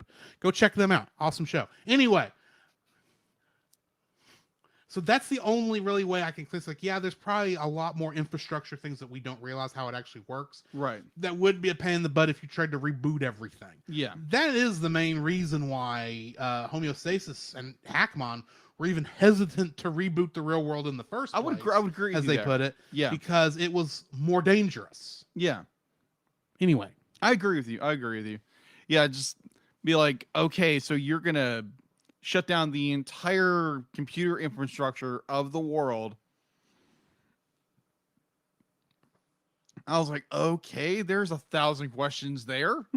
like you said, be like, there's all these questions that are brought up, and like it's never really answered. It's just like, how does Homeostasis have the ability to reboot every computer in the world at the same time? yeah, I understand rebooting the digital world because that's your realm. Yeah. I mean, like, I understand. Be like, How much control does Homeostasis have over the real world? How scared should I be? yeah, exactly. Does homeostasis control Since- everything? Since all it wants is Is it Skynet? balance. It wants balance, and it will do anything it can to get for it. Thankfully, that is not my god. Yeah, exactly.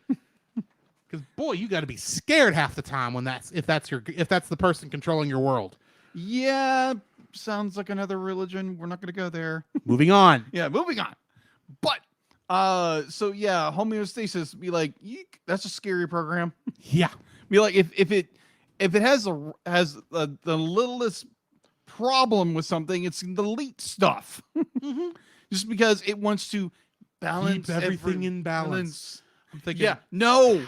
and why did you just think of this in the past 30 years when there would have been enough digital world to actually have to worry about balance with the real world? And another thing with homeostasis, Because I can't imagine the digital world was anywhere near where it is now right, until about 1970, roughly. because that'd be about the time computers were starting to take more and more. I mean, that's around the time you get your first video games, Right. is around the 1970s. So, and that's when computers were starting to make their way more into the home and into businesses. Prior to that, the digital world would have been like maybe the size of CUNY. Pretty To much. use a name of a town nobody but us knows about. Yeah. So, staying with homeostasis, we learn early on in the movie, mind you, that homeostasis believes and knows that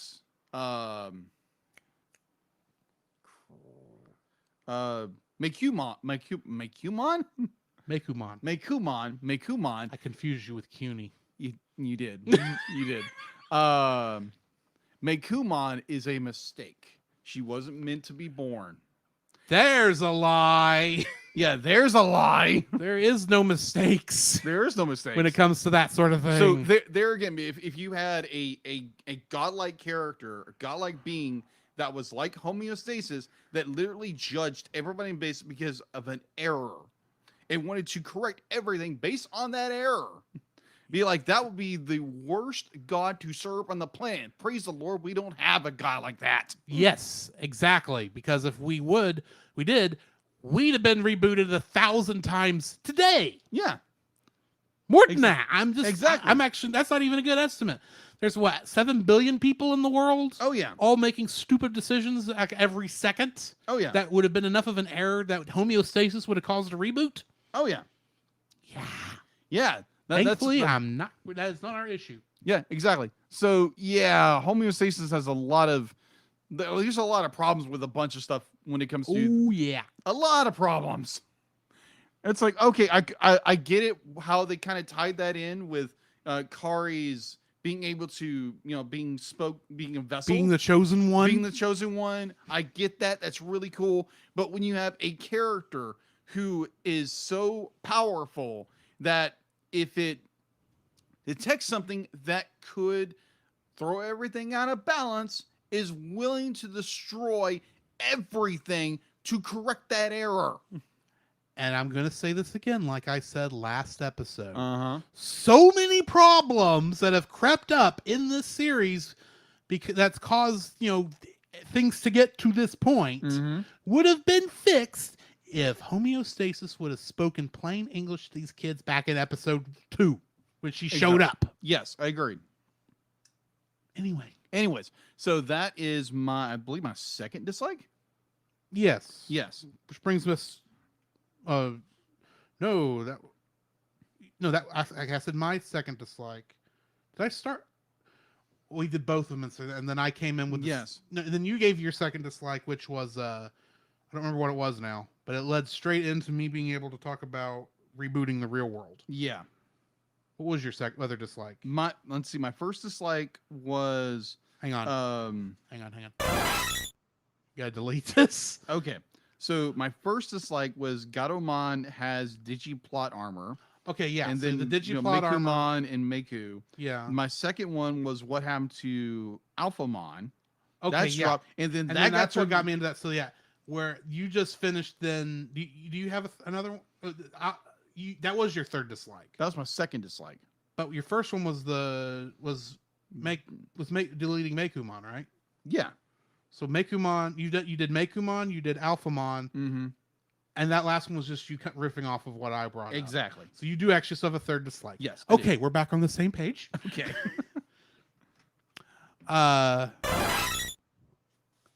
Jacob, what is your third dislike? My third dislike. This goes back to the beginning of our film, the sixth film, where Matt has taken charge with Ty's absence. He's, gone MIA, or he's assumed dead. And Matt says, "Oh, we gotta go back to the real world." And I'm thinking in my head, it's like, wait a minute. Kari just lost her brother. And there's no fight whatsoever with anybody. I'm thinking, okay, Kari's depressed. I get that. But the fact to be like, she's not even putting him a fight. No one's putting him a fight about, be like, oh, we got to find him. We at least got to find his body or something like that. Like, no Marine in their freaking mind is going to leave a fellow soldier in the wilderness or in the desert, what have you, just because, oh, we got the base. We said, oh, we got to go back. Don't worry about it. Don't worry about Ty's body. We'll come back and find it later. No, let's find Ty's body. What the heck's going on? I'm just I know what you're saying. You're saying.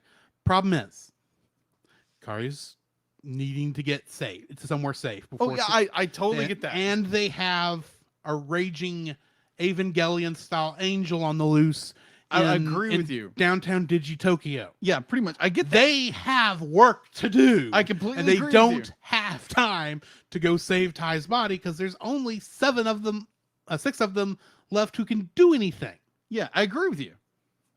So anyway, sorry, continue. I agree with you. I thought it was so weird that, like, definitely Kari of all people, there again, she just saw her brother quote unquote die, and now Matt is telling we have to leave, thinking that there would be some kind of resistance that Kari wouldn't do it, or she was be like, I understand being in depression. I have mild depression. It doesn't define me, but I have it. But it's just the idea that be like, you're going to leave. Like, I have younger brothers. Say if I had a brother pass away and said, no, we've got to leave, be like, no, I can't leave without him. So that's my mindset, being a sibling, and you had a sibling pass away or they got lost in the woods, and someone saying like, oh no, we got to leave. No, I've got to find him. So it's coming from a sibling standpoint. Be like, I don't care if I'm depressed or not. I got to go find my brother. First off, Kari's not just depressed. She's like uber depressed. Yeah. She's not even aware of what's going on around her at this point. I agree. That's why when they do get her back to the real world, she sleeps for like 3/4 of the rest of the movie. I agree with you on that. So she's not in any sort of decision-making mode. Matt doesn't want to leave without him because Matt's Matt's, just really hoping Ty's alive so he doesn't have to leave because Matt doesn't want to leave. Or B, he's actually scared for his friend. Or C, he really does think he's dead. Or more likely D, all of the above. Yeah, probably. That's what I completely agree with all those points. I know what you're saying. Perfect world, they would have gotten they would have all of them would have started clawing away at that rock formation before going back. Yeah. Here's They didn't have time to do that, Yeah. and crap was about to go down. They had to get back. Oh yeah, I completely They agree did with you. not have time. I don't care how much you want to save Ty right then. Yeah. He is more than likely dead, and if anyone's going to know, it's the chosen one who apparently can sense her or thinks she can sense her brother's death, who just caused her own Digimon and Mekumon to merge to form an Evangelion style angel to go destroy Digitokyo. Very true. I say Digitokyo because I don't know the actual name of the city. I'm just assuming it's Tokyo, but it's Odaiba. not. The town they live in is Odaiba. Yeah, and Mako comes from Osaka, Georgia. What's your point? But either way, here's an idea how that could have played out. How it could have, just speculative. How it could have played out is that Kari wanted to, but she passes out. Okay, makes sense. She's gone through too much of a shock. She passes out. Makes sense. And so be like she wants to, everybody else wants to, but then you have a Demimon, Or Denimon, yeah. or Denimon is advancing in their direction, so they can't go forward. They can only go back. Except Ordinimon had already escaped through the portal to go to the real That world is before the end of true. coexistence. That is true. That throws my. They had to get back to the real world to fight Ordinimon. Yeah, agreed. Even if they weren't at full capacity, they were the only ones. Yeah. Because let's face it, we know the rest of the Japanese Special Defense Force could not do jack crap. Agreed. And Completely. they can't fight Godzilla. They can't fight a Digimon. Let's be honest. That is true. They'll try, but they won't be able to do it. Yeah, they have a hard time with. Yeah, they have hard times with those things. Yeah. So, I mean, they had to get back because they're the only ones who can save it because they're the heroes and they Right. know it. That's how these shows work. Right. As much as they would have loved to take care of Ty right then and there, no matter what shape he's in, Yeah.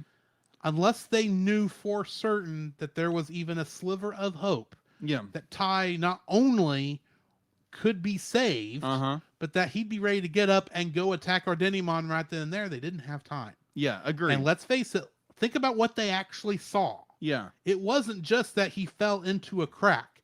He fell into the crack that immediately came together like that. That is true. It did. He is a pancake as far as they know. Yeah. Along with Nishijima. Yeah. Pretty much. They It's may understandable. find. I understand what you're saying. They shouldn't be leaving a fellow soldier behind. Yeah, But they're not soldiers. agree. They're kids. They're kids. They're high school kids. Yeah, And 2 junior high kids. yeah.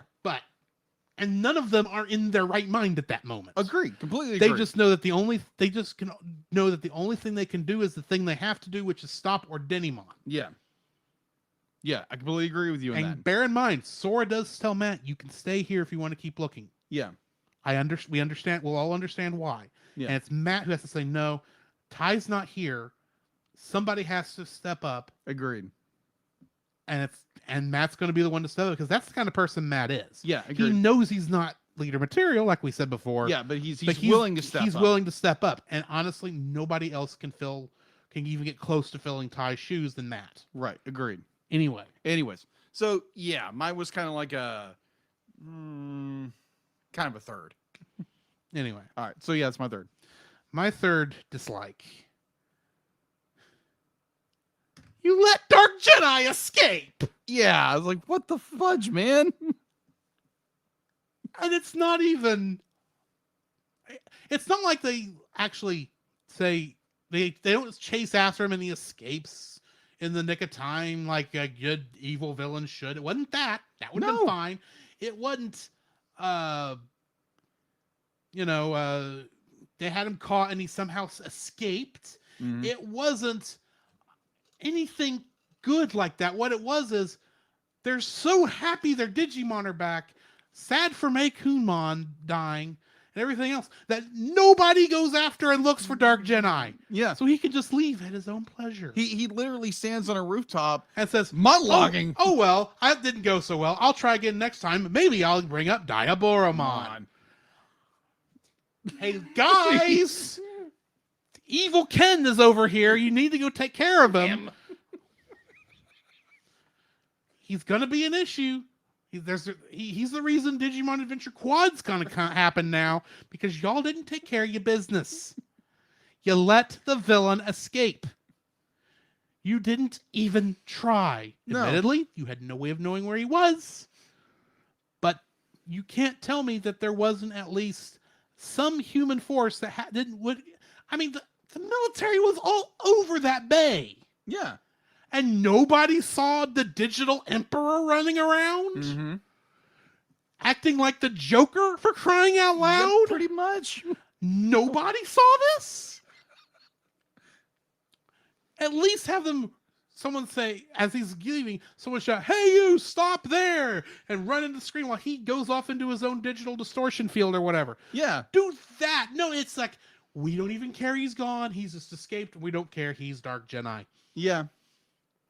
So not only did this character, A, not have a good reason why he's turned evil, since he was a good character in the last 2 seasons he was in. Yeah. Not only did he not have a good beginning, is he just a mustache twirling bad guy who's Yeah. just fun to watch, which is fine in most cases. Right. But that with the fact that he doesn't have a satisfying ending in any way, shape, or form you could do it, that's 3 strikes. He's a bad villain. Yeah. Because you do nothing from a writing standpoint to make him feel like a threat, because you can tell nobody cares what happens to Dark Jedi. Yeah. He literally just walks off screen, does his dialogue, Yes. and just walks off.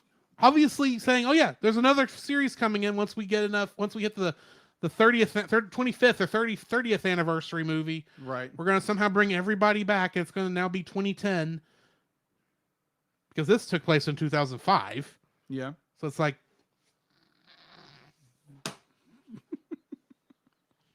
I wonder how they're going to work that, since they rebooted Digimon Digital Adventure with whole new characters that changed some of the storyline apparently. Yeah. How are you going to work that in? Who knows? Can you imagine when Digimon Adventure Quad happens, and If it ever happens. if it ever happens, but somewhere deep in the future, and you've got kids who, they love Digimon Adventure. Mm. They're ready to see a sequel. They can't believe they've never made a sequel to this. They pop this in, and this is not the sequel to Digimon Adventure from 2000. This is a sequel to Digimon 95. Uh-huh. And you had to have watched a whole 30, How long is season 1? 20, about 30 episodes. 30 episodes of season 1. I'm going to assume about 30 episodes of season 2, plus a 6-part movie series to understand what's going on. This is getting as bad as the MCU. Pretty much. Except instead of it being all within like a 10-year period, it's over the course of 30 years. I feel sorry for the future. For future Digimon fans, I pray for you. If you find this podcast, want to know what the crap's going on, and should you pay attention in 2030 and just happen to run across this, I'm so sorry for you that you are now having to deal with this. And if we're still recording in 10 years and we're reviewing Digimon Adventure Quad, Drew, what are you doing with your life? Ouch. I'm teasing. Anyway, do we have anything else before we rate this thing? No. All right, go ahead. Okay, I am actually giving this, believe it or not, after that entire rant for the past 3 Wow. dislikes, Right. I'm actually giving this an 8.5. Whoa! Because this is a fun movie. I agree with and you. it's a fun great movie. wrap up for Digimon Adventure Tri. I agree with you. All my issues with it are because I've enjoyed it so much that the bad parts of it are standing out like sore thumbs in high contrast to what was so good about this. And I would just like to things to have turned out a little bit differently, Right. a little bit more happily, but yeah. That's Wow. my thought. Wow. What is your rating? for Wow. So that is kind of wow. I don't know what to say now. I really don't. There, I mean, like there again, like I have problems with this film. Like I said before, the idea that this movie it kind of fumbles at the very kind of fumbles here and Mhm. there at the end, but it ends strong. Yeah. Don't get me wrong, but it has so many little problems. I enjoyed it so much, but I'm so torn about this film.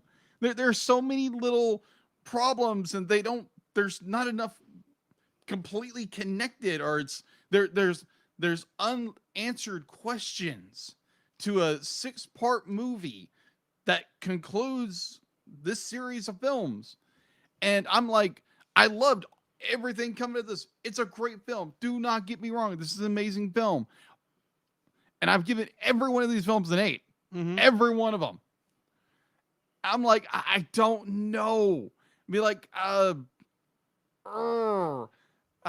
7.5. 7.5. Yeah. I drop it just because like there's so much like yeah, I get they probably ran out of time. They probably ran out of money. Mm-hmm. Possibly. But there was so much of it just like because I actually be like in my original notes, I had it much lower, but after this review and the conversation we've had over this, Yeah. it is I mean like yeah, it's still a great movie. It's a great conclusion to this franchise. But at the same time, it's just like, no, what the heck? So, yes, I'm giving Digimon Adventure Tri Future Movie 6 7.5. All righty. That brings us to the end of yet another episode of the Cellcast. All right. So, before that, And the end of season 3. that is true. That is Even true. though I don't have the seasons marked on the show, but anyway. Right. So, overall, we yes. have finished all 6 films. Mhm. How would you rate the movie overall? Also, what would I rate all 6 parts Yeah. as one unit? Yeah. I'd give it an 8. Give it an 8. It's a fun journey. Yeah. I have issues with it, of course, Mm-hmm. but I mean, overall, beginning to end, I think the whole story, for what it is Mm-hmm. an 8. Yeah. I completely agree. It is an 8 to me. Like, even though movie 6 does have problems and it does it tears at me a little bit, I still enjoy everything about this film. I was wrong in a few things here and there, but there again, we're wrong. We're human. We are flawed. We all make mistakes. We all make mistakes. So I'm going to give it a solid 8. It's a great movie series and highly recommend going and watch it. Okay. So, next episode, we're not reviewing a movie. Shocker of shocks. It is our 3rd anniversary. Yay! beginning the 4th year of the Cellcast. And so, of course, as we always do, Mm-hmm. when we have our anniversary episodes, we're going to be talking about the last year of the Cellcast, plus looking at trailers for upcoming movies. Yes. So you do want to join us next week for that. But I do have trivia for next week's episode. Really? And admittedly, I'm going to be the only one off the top of my head who's going to know this because I'm the only one with access to the stats. So my question is to all the listeners, what is your guess for the most downloaded Cellcast podcast episode over the course of this podcast's history? Ooh, that's a good one. That is a good one. You already know what it is. I think so. So yeah, join us next week as we celebrate our 3rd anniversary, the beginning of our 4th season, and we will catch you then. So in the meantime, I've already kind of messed this up. This has been Drew. This is Jacob. And we will catch you in the next frame. This has been Prodigious. Come, Jacob. We must prepare for next week. Prepare for what, Drew? Same thing we do every week, Jacob. Record a podcast. Oh, boy. So where can they find you, Jacob?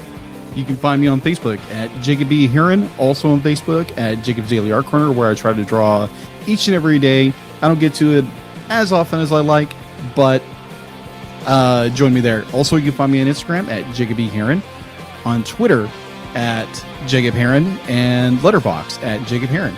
So where can they find you, Drew? You can also follow me on Letterboxd at GGeorge759, Facebook as Drew Dodgen, my Facebook page where you can see pictures I've taken at Drew's Photo Bin. You can also follow me on Twitter at GGeorge759. You can email us at thecellcastpodcast@gmail.com. You can also follow us on Twitter at cast_cell. You can follow us on Twitch at twitch.tv/thecellcastgaming. You can also follow us on YouTube at Cellcast, Listen to our podcast on Apple Podcasts, Google Play Podcasts, Stitcher, Spotify, and your favorite podcast directory. You can also listen to us on the Movie of the Week podcast with Jim Heron, where we talk about live action movies.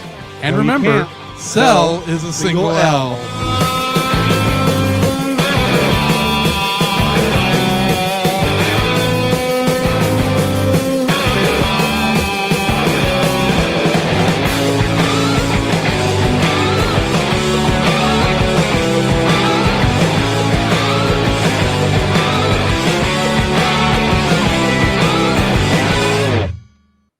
Done. And we're out. Good. Thanks, guys, for joining us Yeah, on our thank season you. finale episode of Wow. Cellcast. We're running at 2 hours. According to this, our recording session has been 2 hours, 26 minutes. It is nearly 10 o'clock our time. We're both pooped. Yeah, indeed. So I'm gonna go ahead and raid somebody real quick for those of you in our Twitch stream. Let's see who we got. I guess I'm going to Book of Gaming or Art of Mana. Which one do you want? Artemana. Art of Mana. We're going over there. So we'll see y'all next week for the anniversary episode, and bye for now. Thanks, guys. And I did it again. I didn't put Art of Mana up so I could actually see us come in. And I still need to actually hit the raid now button.